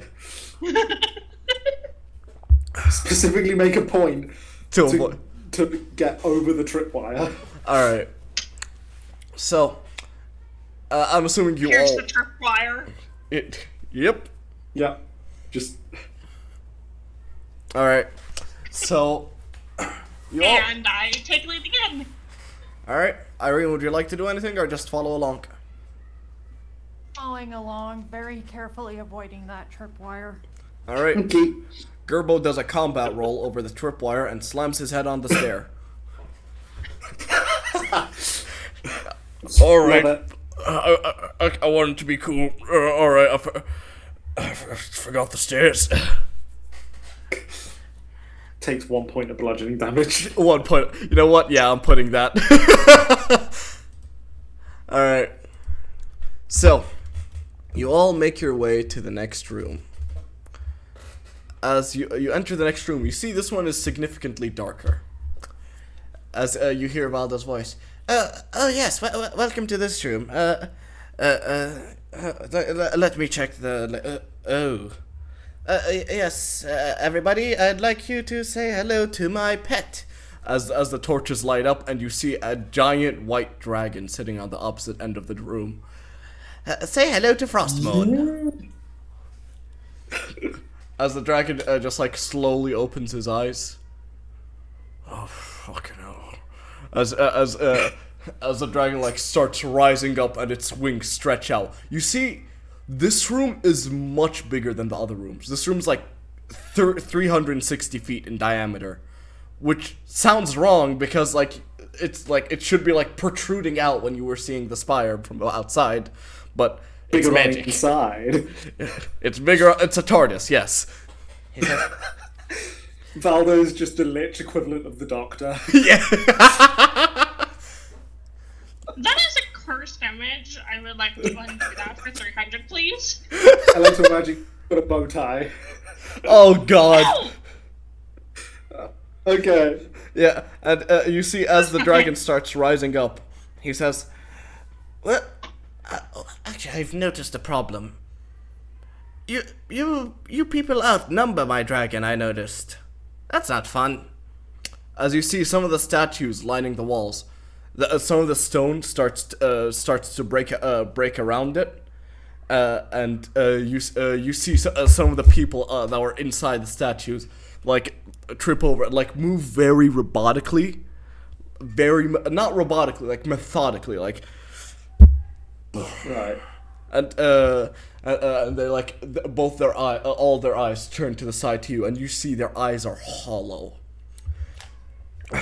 By the way, for an image of Valda, I will send it in one shot notes on the Discord. How many of the others are there?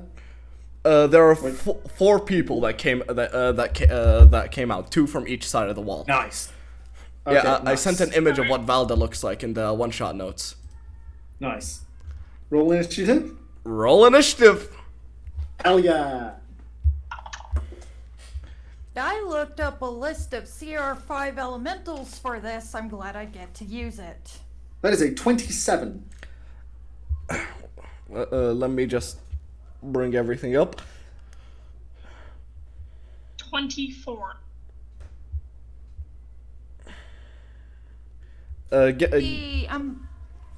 Yeah, go ahead. What did you say? That is a 21. All right, let me roll initiative for Nice. everyone there. So, okay, the dragon Is has the room, by the way? what? Is the room? About 360 feet in diameter, and it's circular. You would know this already if you were paying attention. I was double checking to make sure when I use a certain spell I'm dying to use from the staff, I don't accidentally hit everyone else. That's fine. Question: are there any pillars in the room, like holding it up? Let's say that there are four strewn around. Got it. Okay. Oh, I have an D6s. Yay! By the way, I might take a while to note these down. There's a lot of people. Give me a hot minute. 5. Take your time. Correct. Using the staff is an action, right? Just again checking, or is it a bonus action? Yeah, it is an action. Okay, just My making apologies. sure. 6. Question. What's your dexterity, Irene? 9? Your dexterity, not your bonus, your stat. Oh, my dexterity is a 17. A 17. A 17. Okay. I think you're asking for the bonus to No. finish.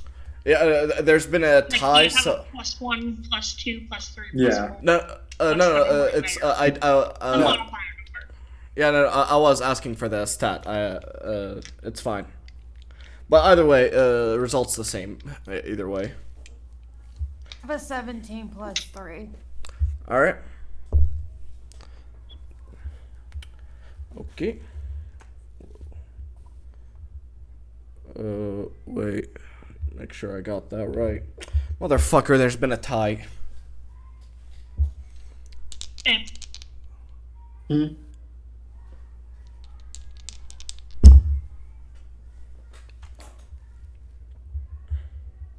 Need to roll again too, or just you? No, just me. Sorry, Okay. guys. I'm not very quick. No problem. It's okay. You did say that this might be a 2 or 3-parter, so we're not going to hold it against you. We're having fun. I and that's appreciate what it. matters. Okay. Okay. Now it was Percival. What did you roll? 27. All right, and Oravira, what did you roll? Oravira? 24. Okay, so. By the way, do you want me to call you Percival or Percy, or do you not care? Either's fine. All right. Just use Percy then, if you don't mind. No problem. Oh.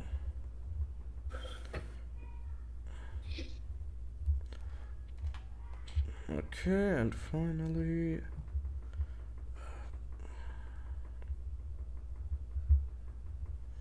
Okay. So, first off, let me describe to you the enemies. So first, Ancient White Dragon. I don't need to describe that one. Second, Ancient White Dragon. yeah. Second, this, you can't gleam it from his eye. You can't gleam it from his eyes. But like this confident-looking guy, just like from the way he's standing, like his stance, like it seems to portray confidence. And he seems to, leading the charge, wearing like just some nice traveler's clothes, with some armor underneath. And then you have this, very heavily armor fitted guy, like massive shield, big armor, and like a helmet covering his head with a giant, like a massive sword. If you all know what a Zweihander is, that's what he has. A Zweihander, yes. And So somebody that Grog would have been fighting. Noted. yes. Then you see a dude that look like, from his equipment, you'd imagine he's very similar to Gerbo. So with some bombs strapped around him, with some like regular clothes. And finally, another like heavy armor fitted dude, but this dude like got a smaller sword, and he's not covering his head with a helmet, and he's not wielding a shield. He's got a great sword. Okay. All right. Oh right, I forgot to roll for Gerbil. Sorry, I forgot Gerbil was a thing.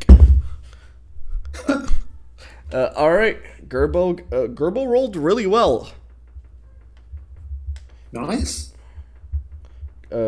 So, to start us off, so to imagine their positions, you have the dragon like at the center, and then you have from the two edges you have all of the other enemies. Got it. Not the edges, like from like near the walls behind you. Yeah. Imagine this circular room. In the center is the dragon. You guys are here, and then from your sides, like about 60 feet away. Oh, so they're coming up behind us. Yeah, basically, they're coming in from like diagonal behind you to your side. So we'll be able to see them out of the. Yeah, you can see them. Okay. Okay. Is it? I assume I'm up first. Yeah, Yes. You're up first, Percy. Okay, in which case, I am going to take out bad news, and Alright. I'm going to make one attack each against the other individuals, the individuals that came out of the walls. All right. That's Roll to hit for each of them. So that is I will say they're what they're called in the stat blocks. You have Mad Bomber, General, Forge Knight, Storm Sentinel. okay. Okay, that is on the big guy in the full suit of armor. That is going to be a 24 to hit. All right. That one will that one's the Forge Knight. The other one is the other heavily armored dude is the Storm Sentinel. Okay. Got it. Yeah. So on the Forged Knight, that's a 24. That hits. On the Storm Sentinel, that is only a 13. A 13 doesn't hit. On the Mad Bomber, that is another 24. Another 24, that hits. And then on the last one, that is a 23. No, 22, sorry, my mistake. 22. Still hits. Okay, so that's 3, 6, 9, D12. Great. Right, I'm going to have to roll one of these. Wait, 1, 2, 3, 4, 5, 6. Sorry, 8 D12, my mistake. Alright. I will roll for... 8d12? Wait, what? Bad news does 2d12. Oh, but you only hit 3, not 6, not all 4.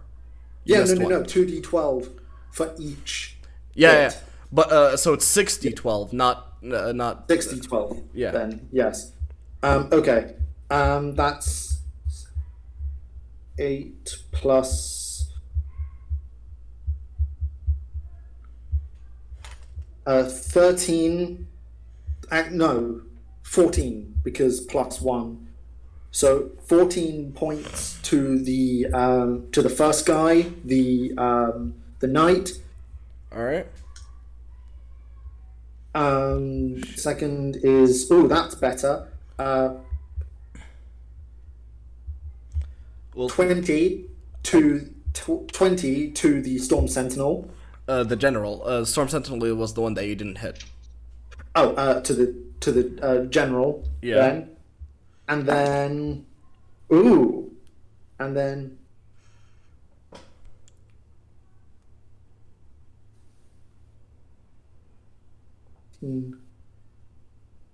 24 to the Mad Bomber. All right. Action Surge.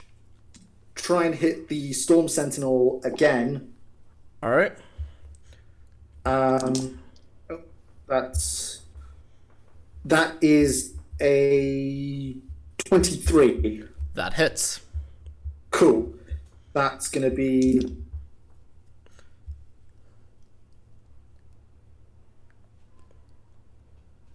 20 points of damage to the Storm Sentinel. Then, with my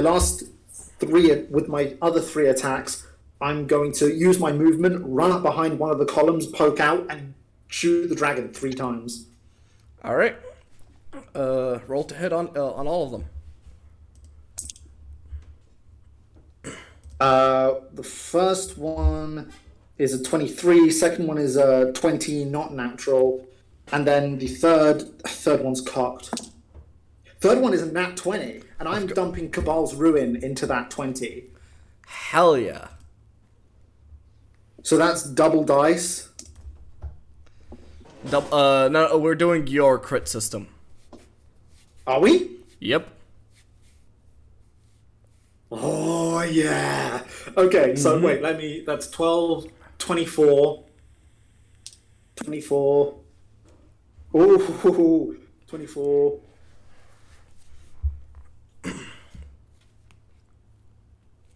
That's 40. 40 damage. 40 magical piercing damage. Then that's, that's 60 lightning damage. A base lightning damage. Roll again, that's 60, 61, 63. 61, 63. He doesn't have any resistances? That's weird. Could have sworn he did.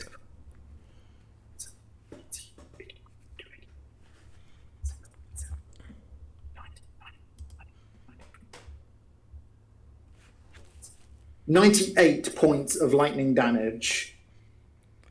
Nice. That's 40 points of piercing and 98 points of lightning damage. Fucking hell, 138.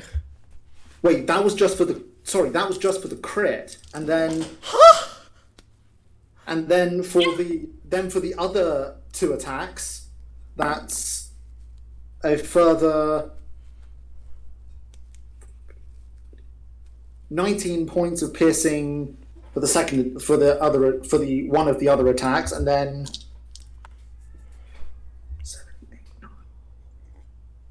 15 points for the third attack. And go ahead and add another 6 to the piercing damage from the crit as well. So 21. 160. No. Sorry. Yeah, 168 damage in total. Alright. Fuck me.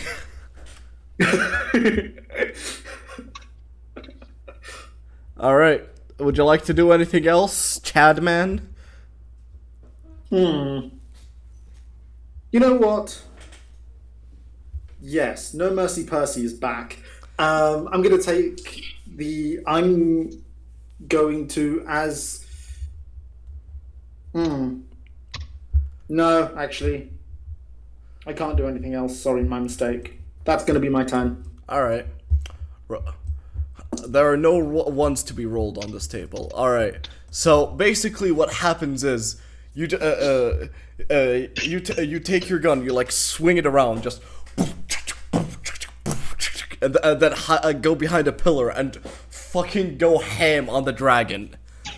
Hell yeah. And like one of them like being a straight up headshot going through his eye. Shit.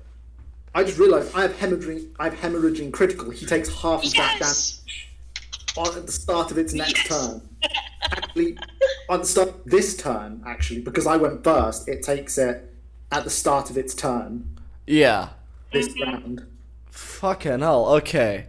Yep. So, it's 138, what's that in half?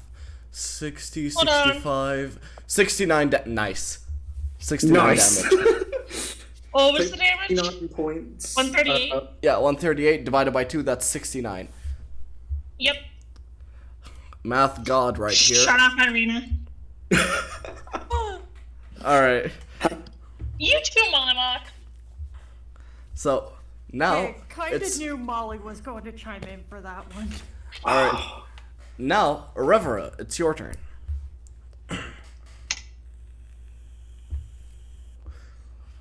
Let's go.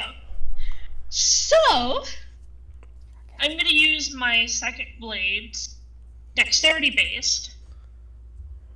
When I make that attack. Also, actually no, I'm due at first. Where was it?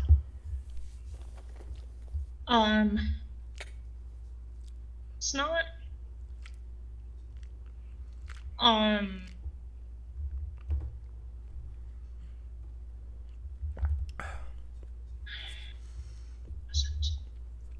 Sorry, trying to find a thing. You're good. I realize level One 20 of the is pretty things difficult. that being a Soulknife rogue can do is it can make me go invisible. Ooh. No action required. Oh, as an action, I turn invisible. Well, that F. sucks. I was gonna say. Yeah, that's a bit much for no action. Yeah. Sorry. You're fine. No, it was to dismiss it. It's no action, but to activate it, it's an action. Alright. Also, actually, something I would have done while making that approach into that room would have been.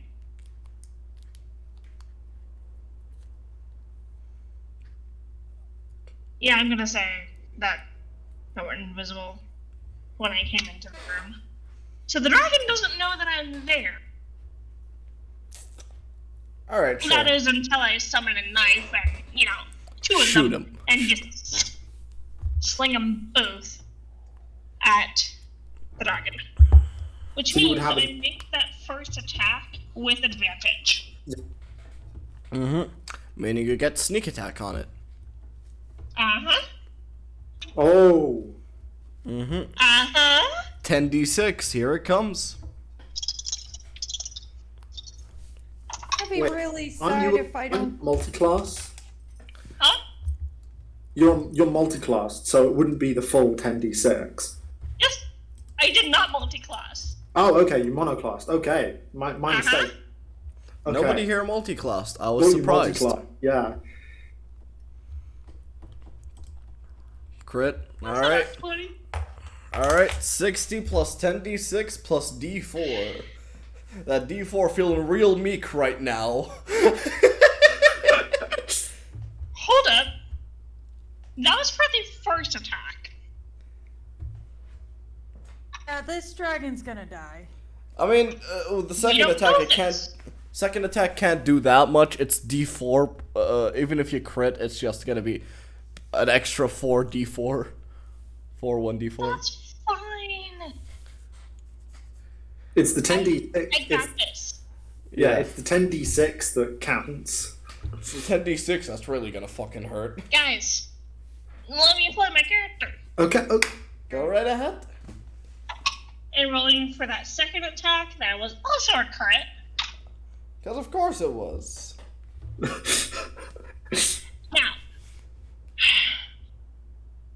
starting off,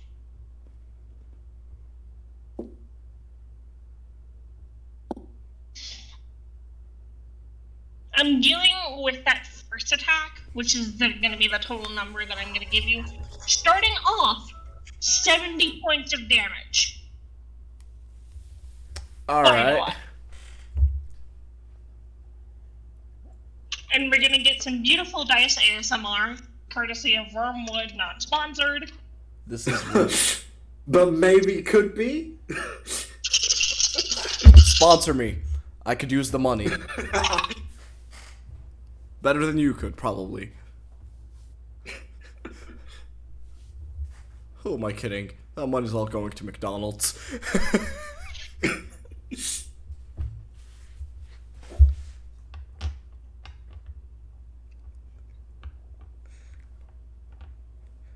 Can McDonald's sponsor me and get me like free McDonald's?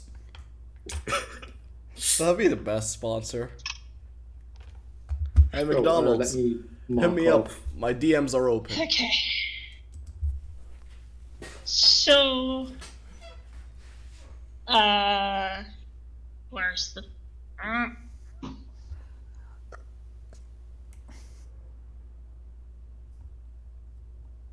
Sorry, I'm trying to find the. Oh. Also, if you can, roll a Wisdom saving throw for me, please. For the dragon. Yup. Alright. He's pretty good at that. Does a 22 succeed? Unfortunately.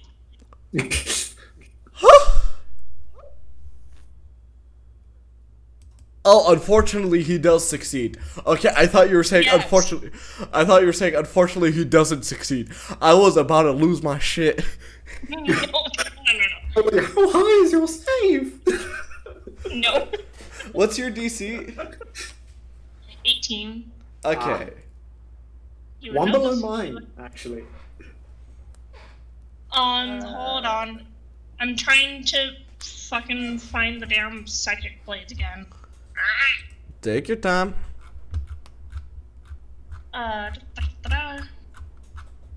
2d4. Okay. So it would be.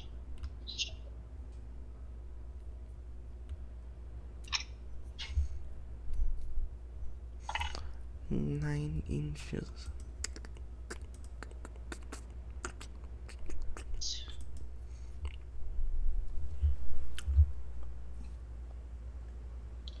Total points of damage is 148 psychic damage. 100 and what now?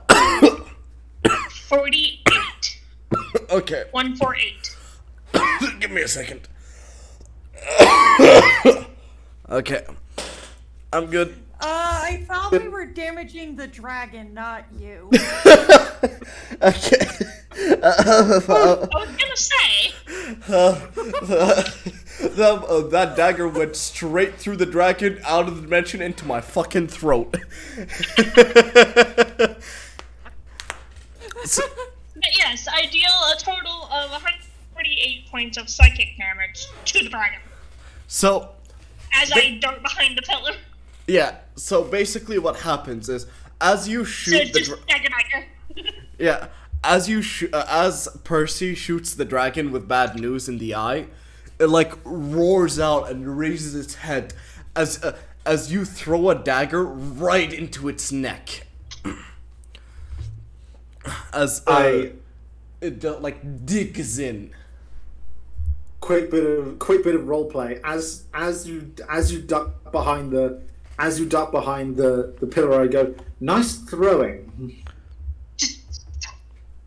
You see two of them. Just.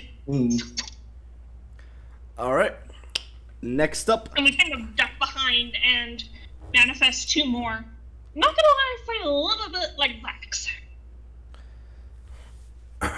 Raises an eyebrow. I would have taken you more for Vaxel down. I don't have a bow. I don't use it. Next up, Irene.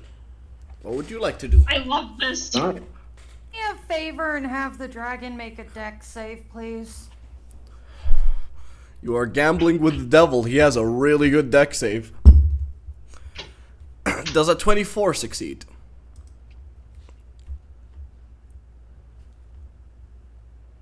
Probably. Unfortunately, yes. However, I have that one quicken spell which lets me turn a spell into a bonus action.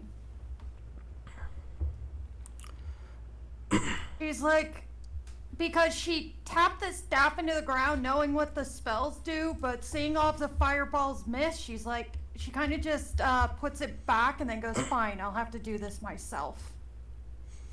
Alright, and what do you cast? Wait. What? First off, what spell did you cast in the first place? Was it, if it was a spell from the staff? Fireball. Oh, fireball, then he takes half damage. Okay, then that means I still roll the 10. 8d6. I was looking at the wrong stats. That means I still roll the 8d6s apparently, and then just tell you half the damage. Just tell me the damage and I'll have it. You know me, math man. Sounds like a shitty superhero. Math man. No. He sounds like one of those shows those teachers would put up as like an educational show. Pretty much, yeah. That is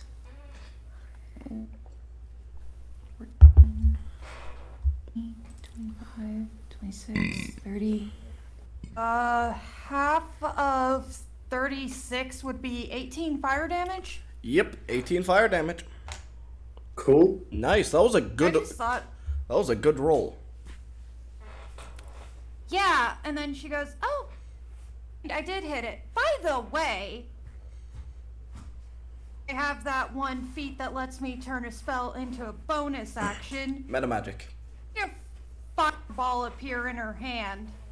Yeah. She Wait. yeets it, You're- and now as she yeets it, I'm gonna roll 2 Pause. hits. Pause. Fireball is a. Are you casting fireball or firebolt? Firebolt. That's the one I have. Oh, firebolt. Okay, yeah, because you can't That's metamagic the 4d10 staff. if you have. Yeah. I thought you were trying to metamagic one of the staff spells. You can't metamagic the staff Oh, spells. no. You can't meta magic a magic item. I already know you can't. I'm Yeah. using Yeah. one of my spells, but it's also fire. Yeah. So, nat Okay. 20'd on that one. Hell yeah. Okay, so you just 40, roll the 4d10 again. no. It's since it's a spell, it just maxes out. Oh no, sorry. Yeah, so if it's my rules, then it's Yeah. equal to your spellcasting modifier. Yeah, so it's 40 damage. I'm assuming your spellcasting modifier is +5, right? It's actually a +4, so it would Oh, just yeah. max them all out. Ma- It takes yeah. 40 fire 40 points of damage. fire. All right. So the dragon looks like it's just straight up not having a great time. It's not looking great. But now this is where the fun begins. First off, would you like to do anything else in your turn if you have any free actions to do? I have a movement. Do you want to move anywhere? Probably behind a pillar or something to get some cover if I can do that. Okay. Next up, it's the general's turn. Now, the general is what he is going to do. What he is going to do is going to approach. So currently, Percival. So you have the general and the mad bomber on one side, and the storm sentinel and the forge knight on the other side. Are you on the side closer to the storm sentinel and the forge knight, or the side that's closer to the general and the mad bomber? General and the mad bomber. All right. The general is going to approach you, and is going to use his multi-attack to first attack you with his halberd. Okay. Does a 17 hit? 17 hits, yeah. All right. It's D10 plus 4.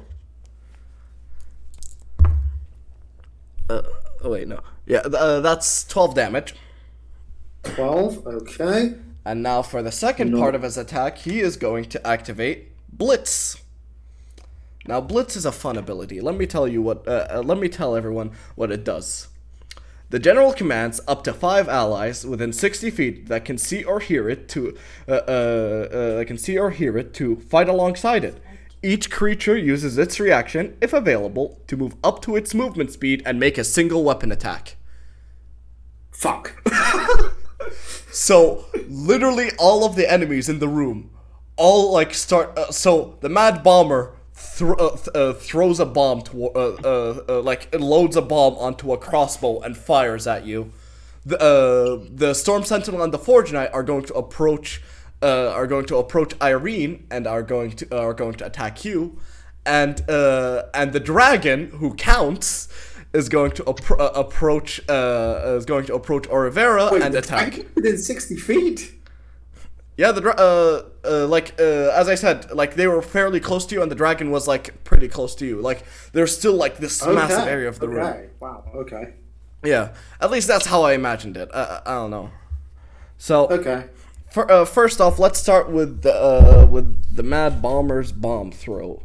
So, I need you to make a con save. Constitution? Yes. No, me. Yeah, just Percy. Me. Constitution. Oh, okay, good. That is a 20. 20. All right, you succeed. So you take half of. Oh no. 14, 17, 23, 33. You take 20 damage. Nice. And Not bad at all. not bad.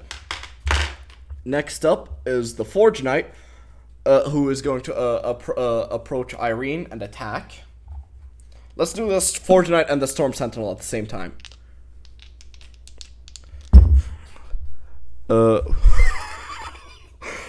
Wow!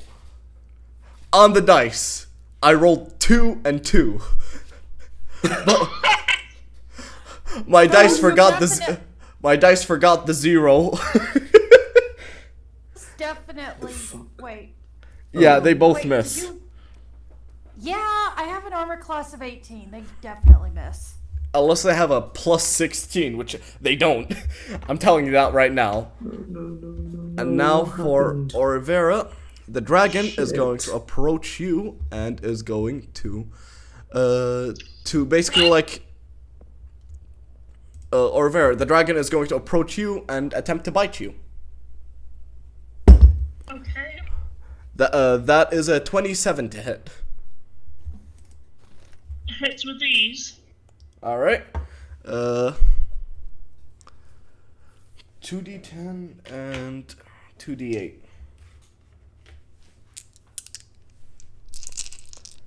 All right. 14, 18, 23. 31 damage. Um. Uncanny dodge. Yep. Alright, so you take half of that. So 15 damage. Okay. Hey, doesn't the dragon still need to take that damage from the hemorrhaging? No, it's not his turn. That was its reaction from the captain, from the general, I mean. Okay. 1 second. What's going on, Kaus? Ah, your camera kind of froze. Chaos? Oops. Not the most flattering angle to freeze on, must admit. Purse. Percy. Hello? Alright. I think it might have crashed on him or something. His turn is not coming in a bit, so we'll continue. If he's not back by then, we'll just... Yeah. Alright. Discord crashed.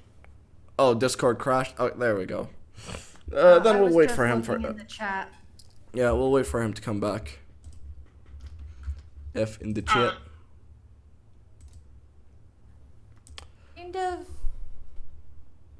Kind of disappointed I can't use Fireball again, because no matter where I use it, I'm going to accidentally hit either Alicia's character or Percy. Oravira. Oravira, sorry. Can't use Fireball again, or I'm going to hit either Oravira or Percy, and probably myself by accident, depending on where the pillars are located. Wait, was that... What?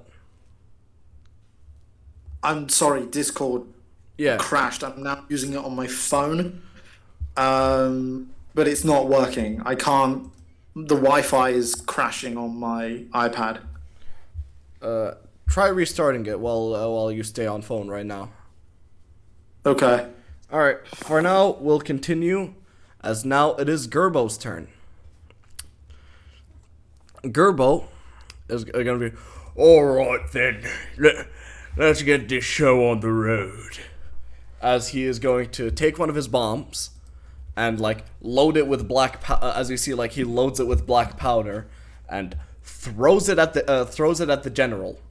Now, Gerbo has an ability that called precision explosives, where basically his explosives are AoE, but he can target one creature within the attack range, and it doesn't target that creature. So Percy's safe. Cool. Good. So let me make his attack roll. Done. That hits. All right. So it's 4d12.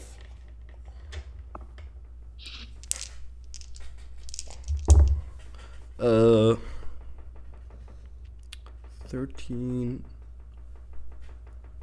25, 30. Okay. 37 fire damage. As with that damage, he and now the Mad Bomber needs to make a dexterity save. Let me make his dexterity save. He fails. Alright, so he also takes 37 damage.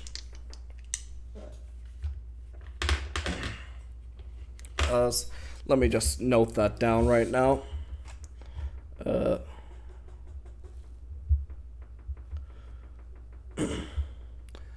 Quick miss. 61. Yeah. So, let me check if Gerbo can do anything else.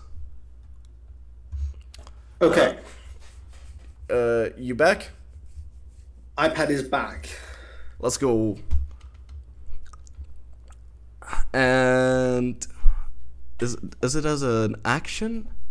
Ah, shit. Okay, yeah, it is as an action. All right. Yeah, that's it for Gerbo's turn.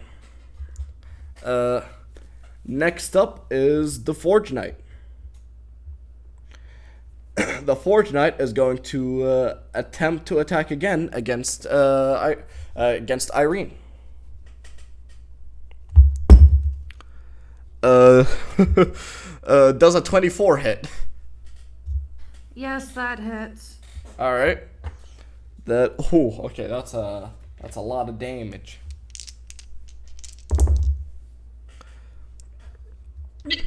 Yes, from getting level 2. 22. Wait. 35 magical slashing damage. And also, at the start of each creature within 5 feet of it takes 1d6 fire damage. Who all is within 5 feet of that? It's only Irene and the Storm Sentinel, so they both take 2 damage. Oof. So it doesn't even care about his allies. They are half dead zombies, but also he can't control this. Oh, zombies. Okay. Not really zombies, just more like in trance. They're not like undead. They're still humanoids. Okay. I Yeah. was gonna say, you don't want to say the Z word in front of a Divine Soul Sorcerer where a lot of her spells are light-based. I am well aware. Alright. Next up is the Mad Bomber. Oh no.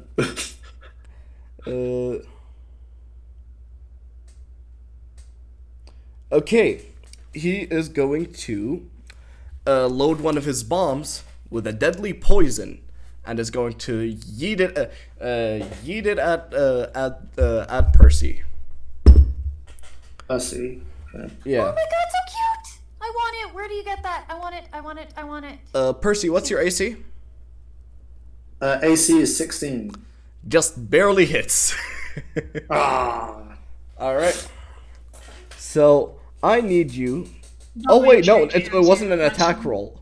It wasn't an attack roll. Sorry, you need to make a wisdom save.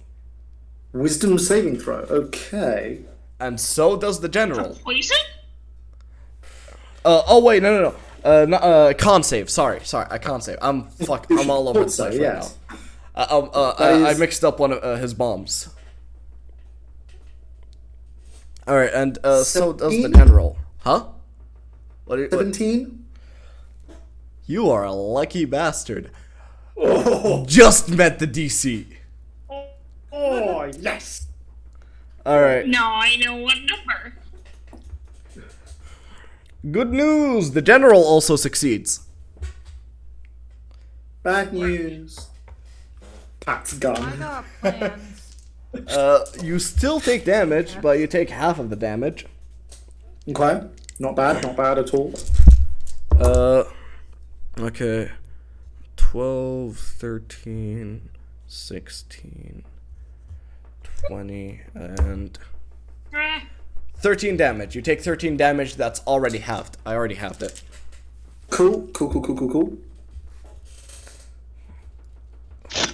General is not looking great, I'm gonna be honest. Now, Good. next up is the dragon, who takes 69 damage. Nice. Can we get a nice in the chat? We have one viewer. I'm gonna pull out my fucking calculator for this one. I am not calculating that damage. Okay. No. Basically the dragon fucking from its eye, it just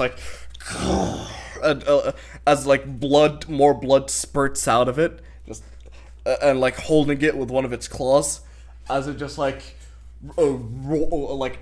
turns its head back, roars, and then will go and the dragon. Oh right, the stat block for the dragon is on my computer. Is going to use his multi attack. So first off, everybody make a wisdom save. Wisdom saving. Okay. 23. This is 23. gonna hurt. And thankfully, that is a 21. Alright. 31. Fuck I me. literally can't roll any higher. That was with a nat. Damn. I mean, if it wasn't that, then it's an auto success when it comes to saves. But, Well, then I'm fine. yeah. So am I. Yeah. Okay. None of you are frightened, but Yeah, I he's... nodded. Yeah, and, Good. and he is going to go for his multi-attack against Oravira. Am I saying it right? Oravira? Oravira. Oravira. Okay. Oravira. Alright. Aren't Oravira. you behind the same Oravira. pillar as me? No, you got closer to the dragon. I imagine, like, you were at... Right, okay, yeah. Yeah, there are four okay. pillars. There's the one Yeah. that's far, and then there's the one that's close. So, Okay, cool, no problem. I'm cool. the one that's close. Got it. alright. So yes, pretty high. Question, does a 24 hit? For me? Yeah. 24, alright. So, all of the attacks hit. So, My AC is shit, but my uncanny dodges was probably gonna save my ass. you've already used your reaction. You can't use it again. So, that is going to be... That's a lot of fucking dice. You should. You used your reaction on the A trap. player confusion from this one, too. Yeah, you used your reaction on the blitz attack from the general when it went for its bite attack. Oh.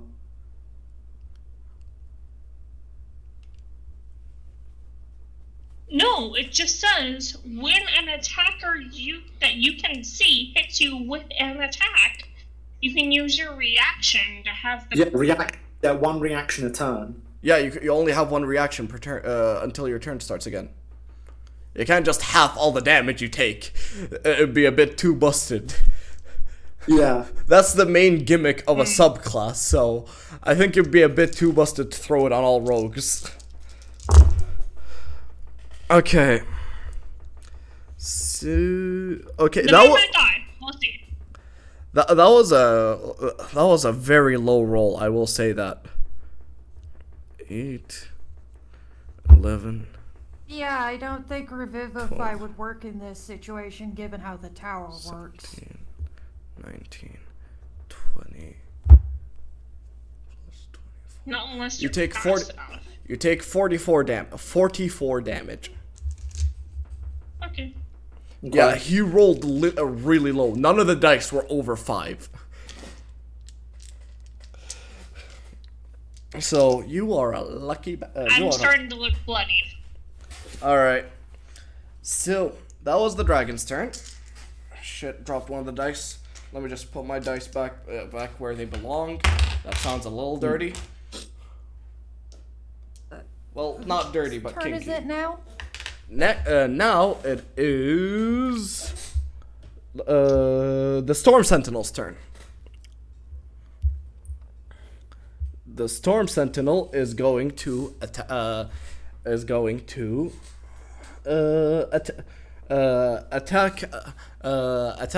Irene. So let me roll to hit with both of them. Let me save you some time real quick. I have an 18 armor class. Alright. He's going to make 2 attacks against you, and both hit. Okay, take the damage.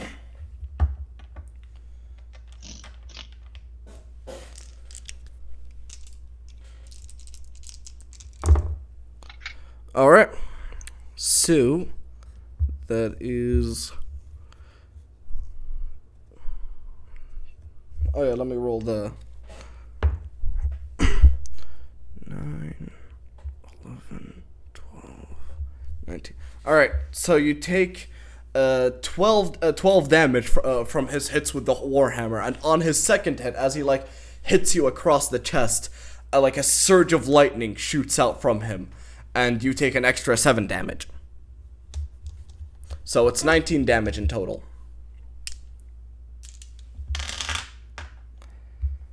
That. Yeah? I subtracted the damage. Thank you, rolling obnoxiously high for my HP. Yep. Next up is Percival. Nice. Okay. Back Bonus up to the top. action. Bonus action. Second wind. Alright. That's a D10. Ooh, that's 25 points of healing back. Ooh, that's a spicy metabal. Let me just grab that quickly. 25 heal. Nice. Almost back up to full. And now, yeah. Now I'm just going to take. Yeah, let's do 4 shots. Because I have to at the- duck out and come back real quick. My Yeah, Discord's okay. acting up.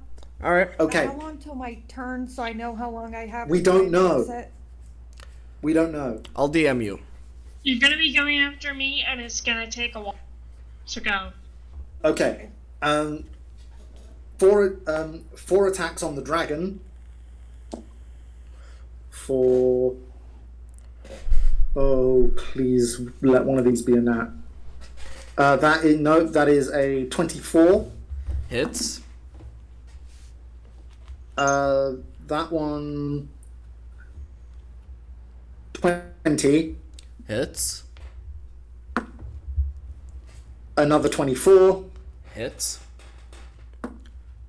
Are you sure your dice aren't weighted? You're getting a lot of 24s. No, because that was a nat 1. Oh, okay. Alright. Okay. 3 of those hit. But none of them were nats. So that's just Do the damage. 2, 6d12. 4, 60, 12. Plus. Okay, I'll do that afterwards. 2. 10, 12.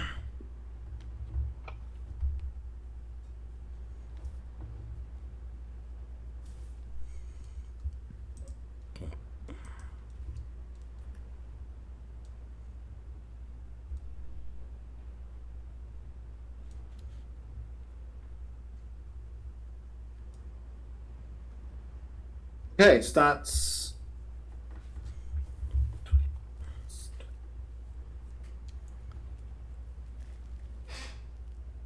24 plus 24 plus 20. Yeah, that's 48. That's including the bonus damage because. Oh wait, sorry, no, 16. So that's remove 6 damage. So that's Don't worry, I got it. okay. And Alright. then The you dragon's know what? Yeah, let's looking, act surge and do it again. dragon's not looking great. I'm going to action surge and do it again. Alright. The 2 chuckleheads aren't going to be looking great in a minute either. That is 3 of them hit. I'm gonna one stop of you them right. misses. I'm gonna stop you right there. All you need is 1 attack to finish him off. How you do want to do this? Are you sure? Yep. You guys I'm didn't. gonna roll that. What does it have left? He had 11 hit points left. Yeah, I'm rolling definitely damage fine. anyway. I want to see this. All right. Literally kicking a dead horse. I'm not complaining.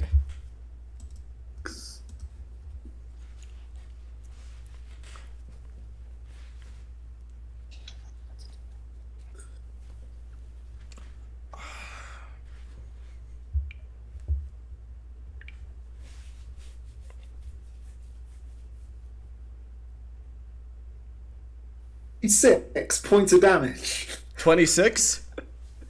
56. Oh, 56. Okay. I was way off. All right. Yeah, how do you want to do this? So as I like pivot around the column, and I just go, you know what? You've really pissed me off. So how about I take your pet and I unload the first 3 shots right into the side of its face, and as it turns and like roars at me, I just run in, stick my gun up to the roof of its mouth, and blow the roof of its mouth off. Fucking hell, okay. As you can just, no, Frosty. He was about to hit his 1150th birthday. Oh. Well, he's going to be making for Exandria's greatest barbecue. Think we just pissed him off. Why do I now consider eating my dead pet? No. Oh. All right. Oh. Would you like to do anything else? No, that was my action surge. No, I'm good. All right. Oravira, your turn. Sorry.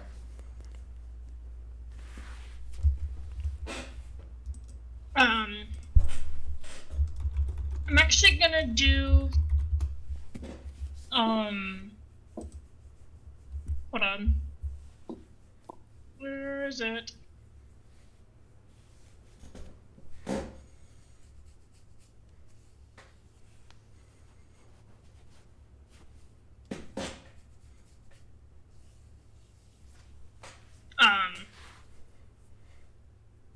Bonus action, psychic teleportation.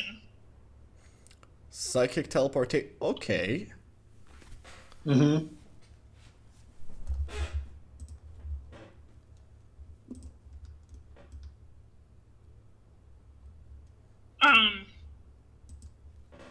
As a bonus action, you manifest one of your psychic blades, expend 1 psychic energy die, and throw the blade at an unoccupied space where you can see up to a number of feet equal to 10 times the rolling. The number you rolled. Okay. Here comes that 12.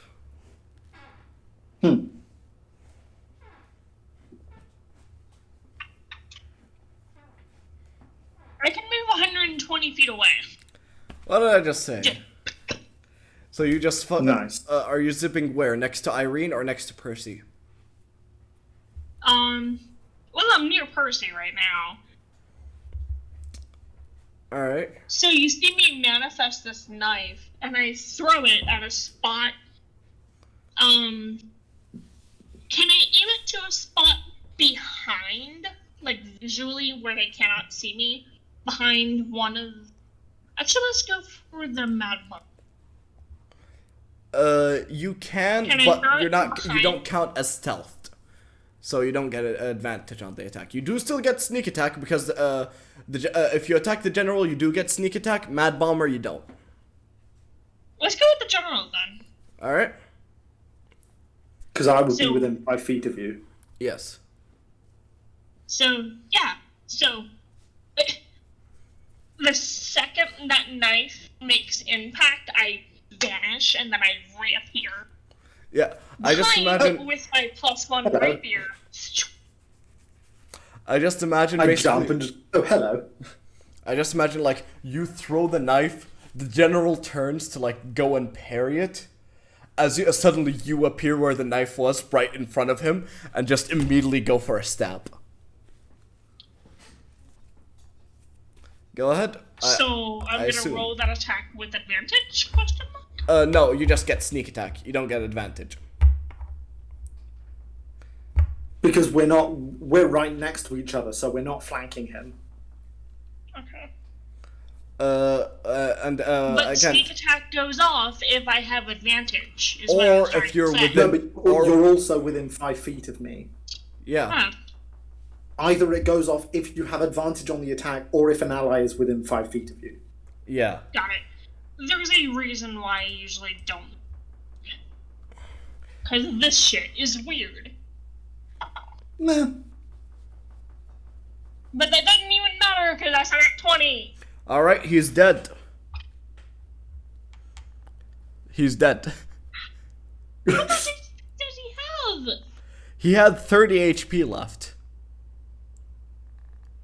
These guys aren't as tanky as the dragon. These guys were meant to pepper in damage while the dragon does work. But you guys did 400 damage within one turn cycle.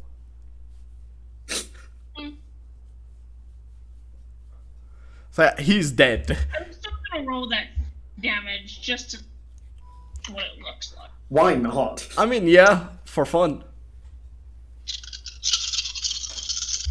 That's base of 64 damage. No, Oh, base of 68, sorry. Because 65. Because I'm using my rapier. yeah, rapier is a D8. And if you crit, that means it's a base of 68. Yeah. Yeah. No, wait.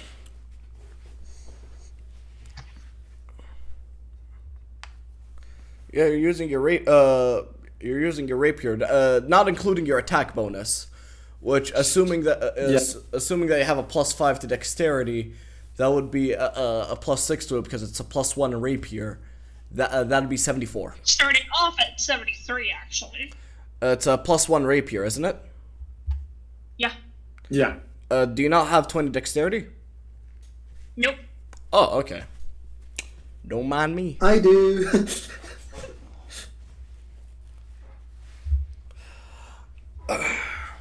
I mean, maxing out your... I'm surprised y'all didn't max out your main stats. Like, that's usually, like, the first thing that I do. Oh, I did. Yeah, no, I'm talking about the other two. Oh, okay. Yeah, no. Maxing out your main stat is always, like, top priority for me, I guess. Which is why I love when I get an 18 when rolling stats, because I start off with a maxed out stat. Yeah. Also, you can bet I'm saving my grit points for Valda. Hell yeah. That is a funny number. 123 points of damage. Nice. So, you just... How the fuck... Okay, can we just You please... eviscerate. Can we just please talk about sneak attack for a moment? With the amount of damage that it doesn't make sense for the fact that it's just like a little poke. Like you just fucking poke him and just suddenly boom.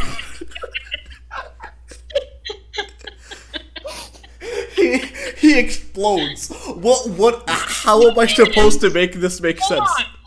Hold on. You have to think about how the Assassin's Creed games pulled out their sneak attacks. I mean, yeah, just like fucking stab him in the back of the neck, I guess, or like through the neck. Or just Stab him through the throat with your rapier. I mean, fair, yeah, but it's still very dumb. Can we? It is dumb, but it is so funny when it comes to rolling num. Anyway. Yeah. All right. Next up is Irene. I overkill this dude. Yeah, you overkilled him to hell and back. He is so dead. By the way, when like his pieces drop to the ground, you see not his pieces, right? You just like fucking like snap his like slit his throat. As like he collapses to the ground, he turns again into stone. He turns back into stone. Basically what happened, using this as kind of like a standard spear, because I don't have one. Just not even anything fancy, just straight shish kebab through the chest. Alright. Yeah, you just like stab him through the heart, like right in the heart, like pull it out. Yep. He collapses to the ground, and then his body turns back into stone. Alright. Would you like to do anything else? Or is that it? That's it. Alright, next up, Okay. Irene. Come on, Irene. I'm changing this character's name first chance I get. By the way, there's Wait, still what two did you guys. say, Cal? Or Percy? What did you Come say? on. It's also Kaus. This is Kaus. That was Kaus saying that. There's still two guys attacking me, right? Yes. Affirmative. They are currently, like, right next to you. Have them both make a deck save. Are you casting Fireball? Oh, not this close to me because I'll get hit too. I'm using Sword Burst. Okay, yeah, that makes sense. Yeah, I Nice. was about to ask. Are you that suicidal? Okay. I'm sorry, my character may be a bit naive and hyperactive, but she's not stupid. That's fair. So, what's the DC? 18. They both succeed. Both of them rolled a 16, with a +3 on both. Okay. Oh, Do they take half damage, or is it a cantrip, or is it a spell? it's a cantrip. They don't take any damage. Alright.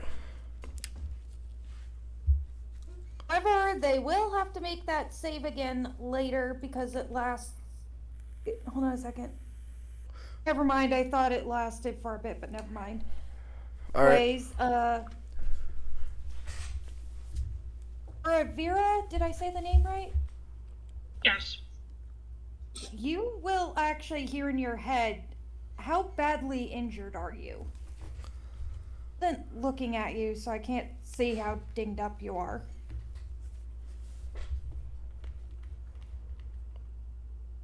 I'll be fine after this, just need to get some rest. You sure? Yes.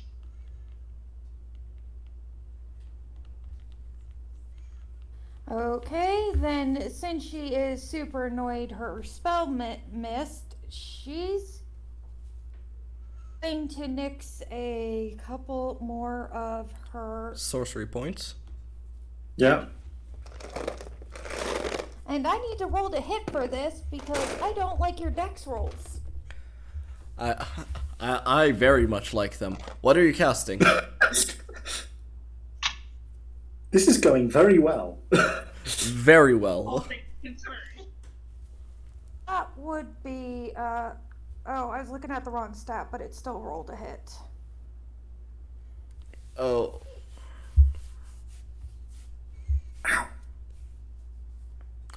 Fun fact: one time I cracked my neck, and I felt it hurting for the next 2 days. Not a fun 2 days, I must admit. My neck was fucking killing me. Oh, I'm sad. It was one short of a nat. All right. That Oh, is a 19 plus. Is a 19 plus 10, so 29. All right. Against who? Is it a multi-target or what? Against who? Which one of them? The Storm Sentinel or the Forge Knight? One of them look more dinged up than the other. They're both looking fairly fine. They're both looking pretty good. And you are going to see. By the way, you didn't mention what spell you were casting. What spell are you casting? Your bolt. Oh, Firebolt? Okay. So yeah. if you're within 5 feet, that gives you disadvantage. Yeah. It's a ranged attack. Mind. Okay, then I am going to be, since the guys next to you are basically down, I'm actually going to use that to use Misty Step to get over to the other two. As soon as I find it on here, I know I have Misty Step. Yeah, I know what Misty stuff. Wait, you're. Yeah, no, this is your bonus action. Yeah. So you just teleport over to where they are. Yeah. Yep, I literally end up right behind you two, and I'm like, cast spells from right next to him. So I came over here. Okay. You hear that in your head. She obviously doesn't talk to you Alright. verbally. So, next up, it's Gerbo. And now I'm gonna do something a little fun with Gerbo. So Ooh. Gerbo is going to approach where the Storm Knight and the where the Storm Sentinel and the Forge Knight are. Mixed up the names, and he is gonna again use one of his black powder bombs, and then what he is going to do. So consider this an ad of the typical gamer neck. Oh fuck you, Husalu. Okay, so. Consider this an ad for the alchemist. Alchemists have this thing called the reagent dye, which they can use to like brew potions and buff up their bombs. So he can use as many as his proficiency bonus, which is now +6. So his 4d12 bombs is now 10d12. Nice. Nice. Good thing I Misty stepped the fuck out of there then. Holy shit. There's a reason he has precision explosives. Even if he didn't, he can like make the explosion wrap around you like a fucking evocation wizard.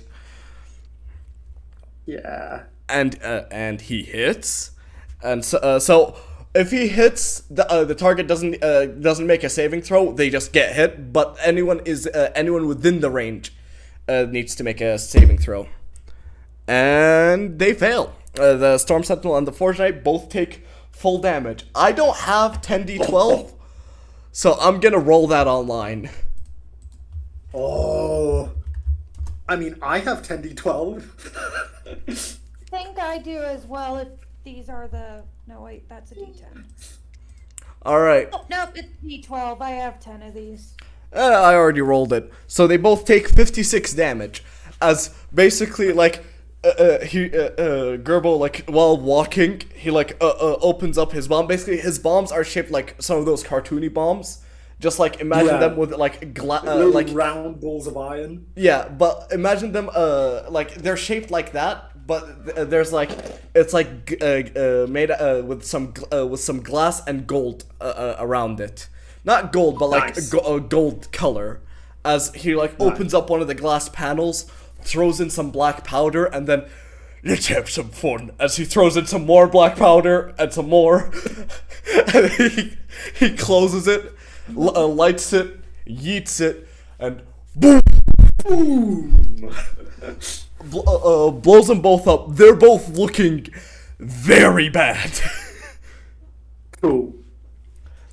And that's it for Gerbo. As now it is the Forge Knight's turn. 1 second, let me just note down their damage. I got in a bit of a rush. Sorry. As now it is the Forge Knight's turn, who is going to take his turn to approach Gerbo, and he is going to attack. And he hit. Yeah, he hits. So, with that hit, that's 40. My God, these guys have massive damage dice. All right, 13, 19, 21 plus 4. 21 plus 4. Yeah, that's 25. 25 on Gerbo. Gerbo's still looking fine. Alright. So, that's it for his turn. As next up, it is the Mad Bomber's turn. And you know, you guys have been doing pretty well, but you made a small mistake by all gathering up in one spot. As Yeah, I see that now, yeah. the Mad Bomber is going to like step back a bit, grab one of his bombs, and is going to wait. Ooh, that's an interesting one. Yeah, he is going to throw one of his whispering bombs. Everybody make a wisdom save. Wisdom save. Yes. I'm totally fine Nine. with this. Okay, wisdom save. Thank goodness I have not 19, used you my succeed. favored by the gods yet. I haven't had to use Indomitable once in this fight. Yep. I'm very happy with that. 20. Not 20. All right, you succeed. And what did you get, Oravira?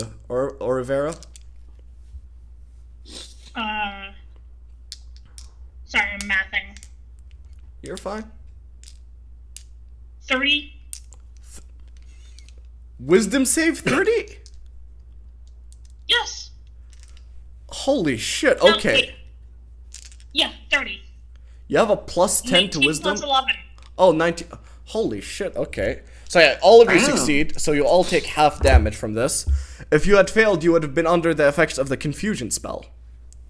Oh no, Yeah, that's bad. that is very bad. Is this psychic damage? Oh shit, it is. Yeah, you're So immune. you are- Alright, so that is 23 damage. That'll be 11 damage on all of you. For you 11. it'd be halved again. So that 5. yeah, 5. God damn. Hey, I'm at 169 health points. Nice. Alright. So that's it By for the way, I'm down to 82 from 146. damn. Not bad. Alright. So I'm looking fairly bloodied, but I'm not struggling. Yeah. All of them are looking very bad. Good. Alright. As they should be. So, next up is the Storm Sentinel's turn, and he is also going to approach Gerbo, since he's out of range from you all, and he is going to attack. So, Storm Sentinel, yeah, he attacks twice and uses Thunder Blast. Yeah. So, let's roll to hit against Gerbo. Both hit. Holy shit, those were so close to being a nat 20. A 19 and an 18. Oof. Yep. So hopefully these guys actually fucking roll well. These guys have been rolling terribly the entire fucking session, when it comes to damage at least. Okay, there we go. Now we're talking. Why do I want Gerbo to die? I was gonna say, like, he's your bro. He is my bro. He takes 38 damage though. Oh shit. Yeah, no, he actually rolled pretty well this time. Yeah. Alright. Gerbo's still looking fine. I just want to let y'all know. Oh, good. Gerbo has max 200 HP. Oh, cool. Same. Yeah. It's I'll get into that later. Let's not. Yeah. I'll get into the cool things that Alchemist does. I love the Alchemist. If you couldn't tell. Yeah. It's what made me fall in love with Valdes. But all right. Next up, we're back up to the top. Percy. I'm taking. How many of them are standing? 3. 3. Which of them looks the healthiest?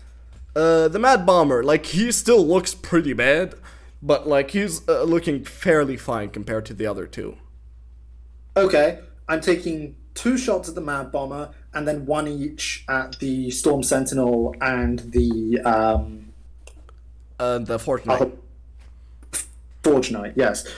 I'll Alright. just roll these all at once. First off, the Mad Bomber. Yep, on the Mad Bomber, that is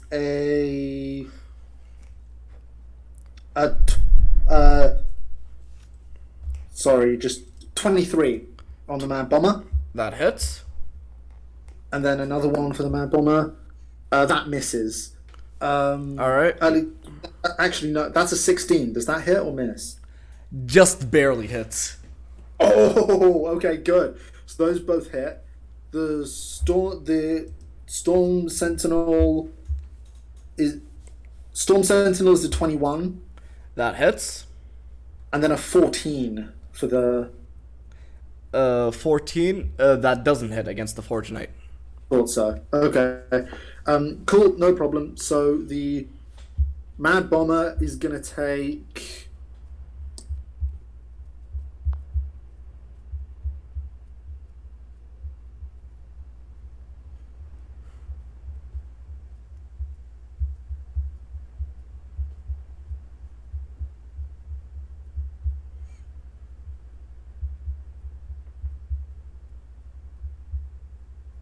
$41 points of piercing damage. 41. He Yep. is dead. Nice. And then the Storm Knight, is that the other one I hit? The Storm Knight? The Storm Sentinel, yes. Storm Sentinel. Storm Sentinel is also going to take 11. 11 damage. He is looking very bad right now. Okay. I've used up my action surges, so that's going to be my turn. All right. Next up, Oravira. Sorry. Yeah, take it down. Here.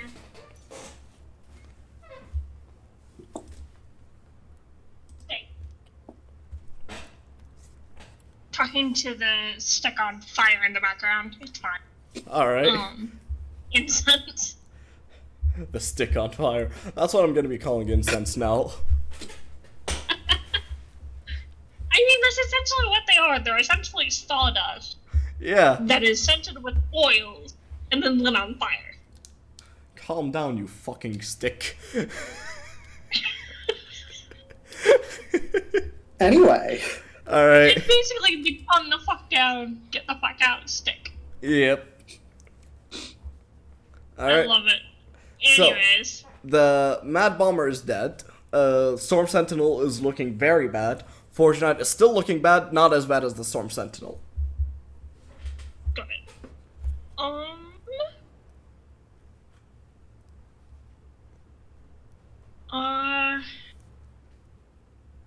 Let's go.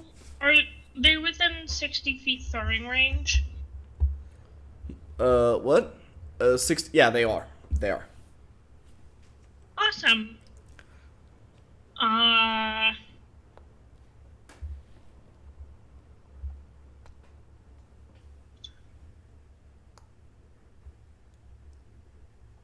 Sorry, trying to remember how sneak attack. You would get sneak attack. Yeah, because Oh they're yeah, next to because Ger- he's there. Yeah, because they're next to 5 Gerbil. feet.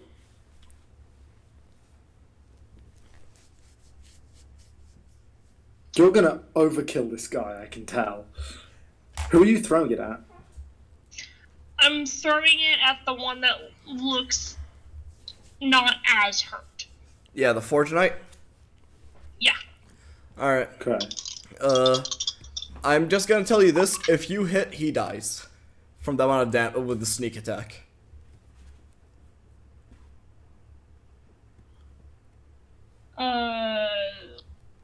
A 17 hit? 17. Actually, That no, not 17. Oh, that was actually 17 on the pips. Never mind. That would actually be a 27. Oh, hell yeah, that hits. I got excited for a second.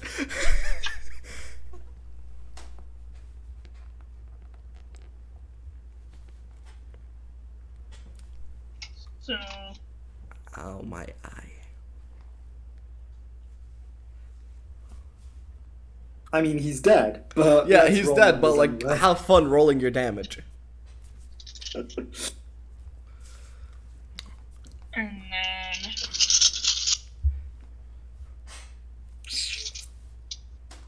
Hell yeah. One word done. Dice, it's dice, mostly wormwood, actually. dice, dice, dice, dice.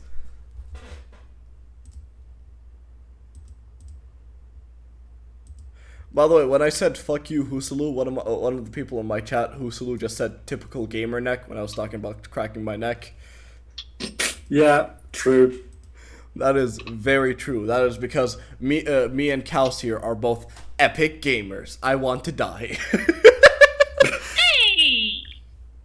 Well, actually, I don't play video games. I just play D&D. I can't tell if that would be better or worse for your neck. The answer is both. Yes. Both. But, that was a total of 70 points of damage. He is so dead.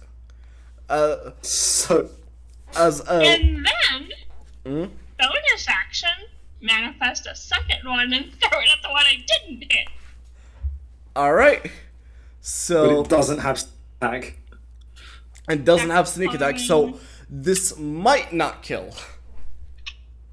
We don't know. We'll see. So like basically for that guy you just like come in from behind him and like shove the rapier between his plates. Yeah. The first one I shish-kebabbed. Then Yeah. this one is like the first round of combat that we did. Yeah. Where it's the 26 to hit. That hits. D4 plus your dex mod.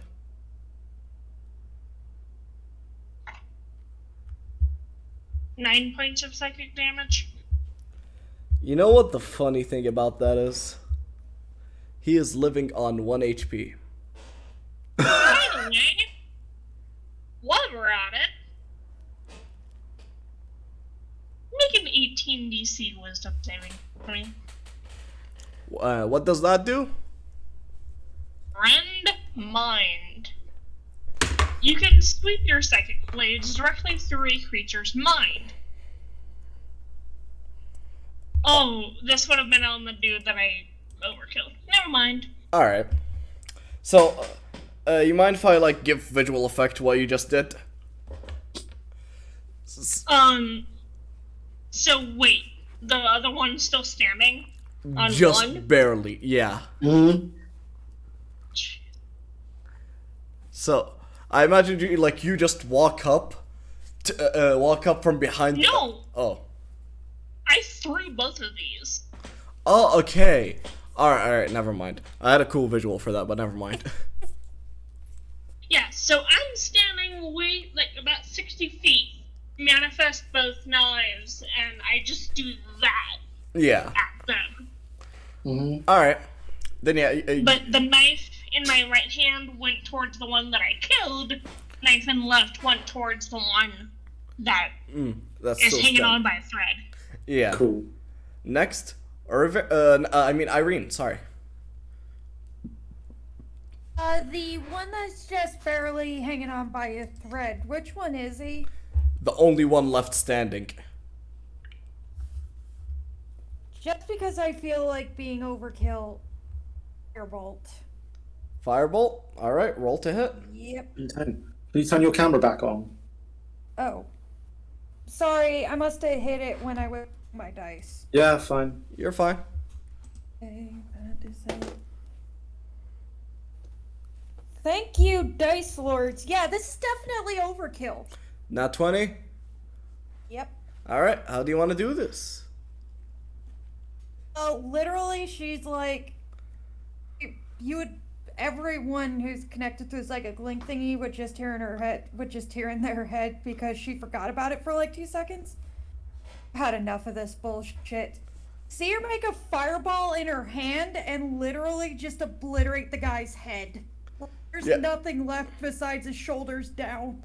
Yeah, you just, like, shoot him in the head as, like, it just fucking burns a hole through and shoots out from the other side, flies over Gerbo as, yeah? Was thinking it was actually basically incinerated the entire head. Oh, okay, yeah. Yeah, it just fucking burns the entire head and keeps flying over Gerbo and digs into the wall, leaving a nice singe on it. Nice. And as all the corpses fall to the ground, all of them turn back into stone statues. And as some of them like fall to the ground, namely the Storm Sentinel and the Forge Knight, Storm Sentinel, Forge Knight, and Mad Bomber, like they fall and they crumble as they hit the ground. Nice. I was, as you hear Valda's voice. I was hoping that that would kill you. Well, fine, whatever. I guess we're doing this. So, to be honest, I imagine you all could use some rest, and I really need a nap. It's getting quite late. There's a room nearby with some beds. Don't worry, there's no traps. I'm not dirty, but like if you'd like to get some rest in there, go ahead. I'm gonna go take a nap. Have fun, and yeah. As his voice stops. Okay. I have a question. Yes. So if we're taking a long rest, Yep. would that also encompass the short rest? Yes, long rest does count as short rest too. Brilliant. Oh, hey, that means I get the one fireball I used back, because you roll a dice on a long rest to see how many charges you got back, and I only used one. Yeah, and you're guaranteed to get it back because Fireball is 3 charges and you get +4 on that roll. I don't get any charges of Cabal's Ruin, but I do get all my action surges and my second wind. Alright. Why don't you get more charges of the Cabal's Ruin? Daily at dawn, and I expended them all. Alright. And I'm assuming you all rest. Would you like to do anything before you rest, or shall we just end the session here? I think this is personally, there's nothing I want to do. Alright. The thing Irene would end up doing is basically just going to bed, grabbing one of the blankets, and making a blanket cocoon out of it. Just, I'm going to sleep. And Oravira?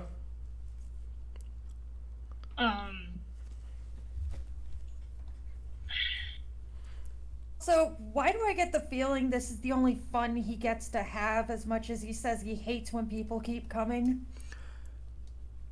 I'll get into that, but first, let's Oravira, are you doing anything or no? As we get settled down to do with lumber, if anyone were to look at me, it looks like I'm asleep, but I'm not. Because I'm sleeping, but I'm not dreaming. So if anybody were to try to look into my head, there's nothing. Pure darkness.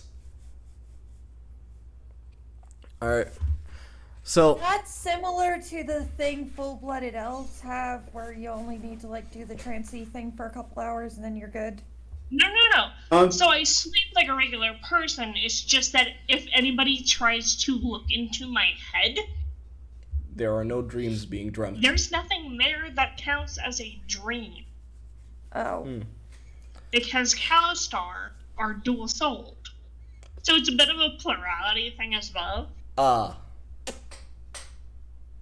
Because of them being the union of a spirit and the essence of humanity, aka the energy of humanity, because they're the combination of that, they don't dream, which grants them this rare ability of being severed from dreams. You are immune to magical spells and effects that require you to dream, like the dream spell or the nightmare spell, but not to spells and effects that put you to sleep, like the sleep spell.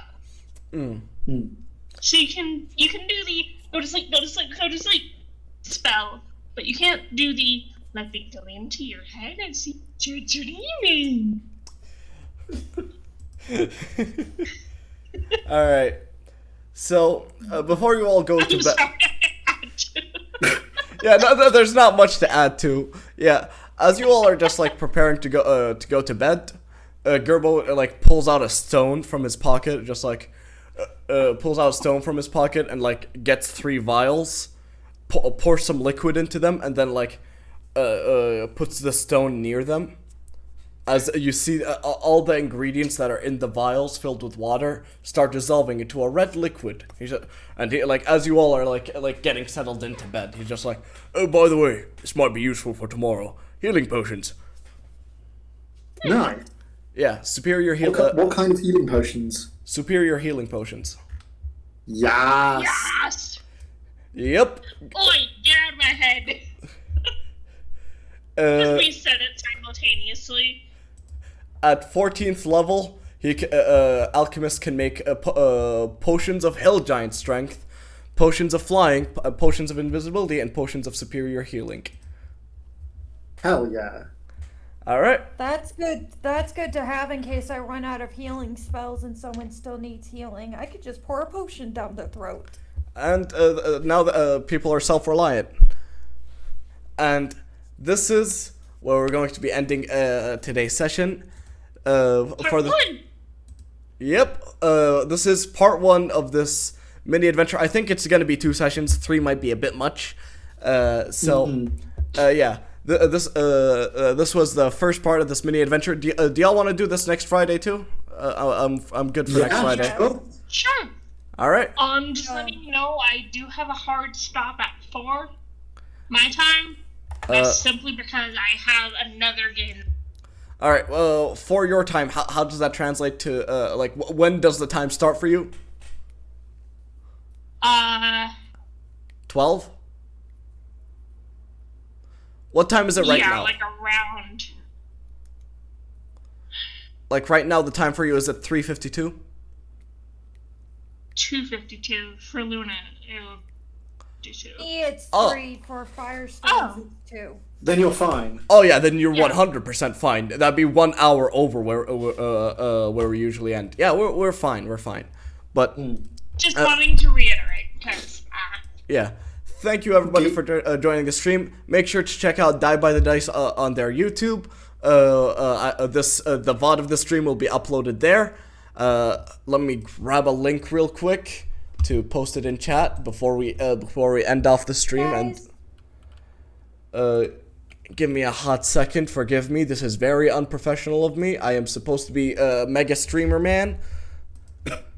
it's okay. Take your It time. happens. All right. And for those in the chat that keep hearing the name Percival and Vexalia and Vax, the 2 of us that are systems, me and the Dawnsons, we are fictives, meaning that we're interjects, people that are basically shoved into another body. Yeah, basically. And for some reason, the host of these minds really liked us and decided, hey, we like you, have a cupcake, yoink. Yep, and that's how it ends up happening. I'm not an expert, so I don't know what to add here. My name's Jess Luna. Yeah, my name is Rakan. If you're on this channel and you don't know me, I have no idea what the fuck you're doing. Thank you everybody for joining us tonight. The VOD will be up on the Die by the Dice channel, and see you all next time.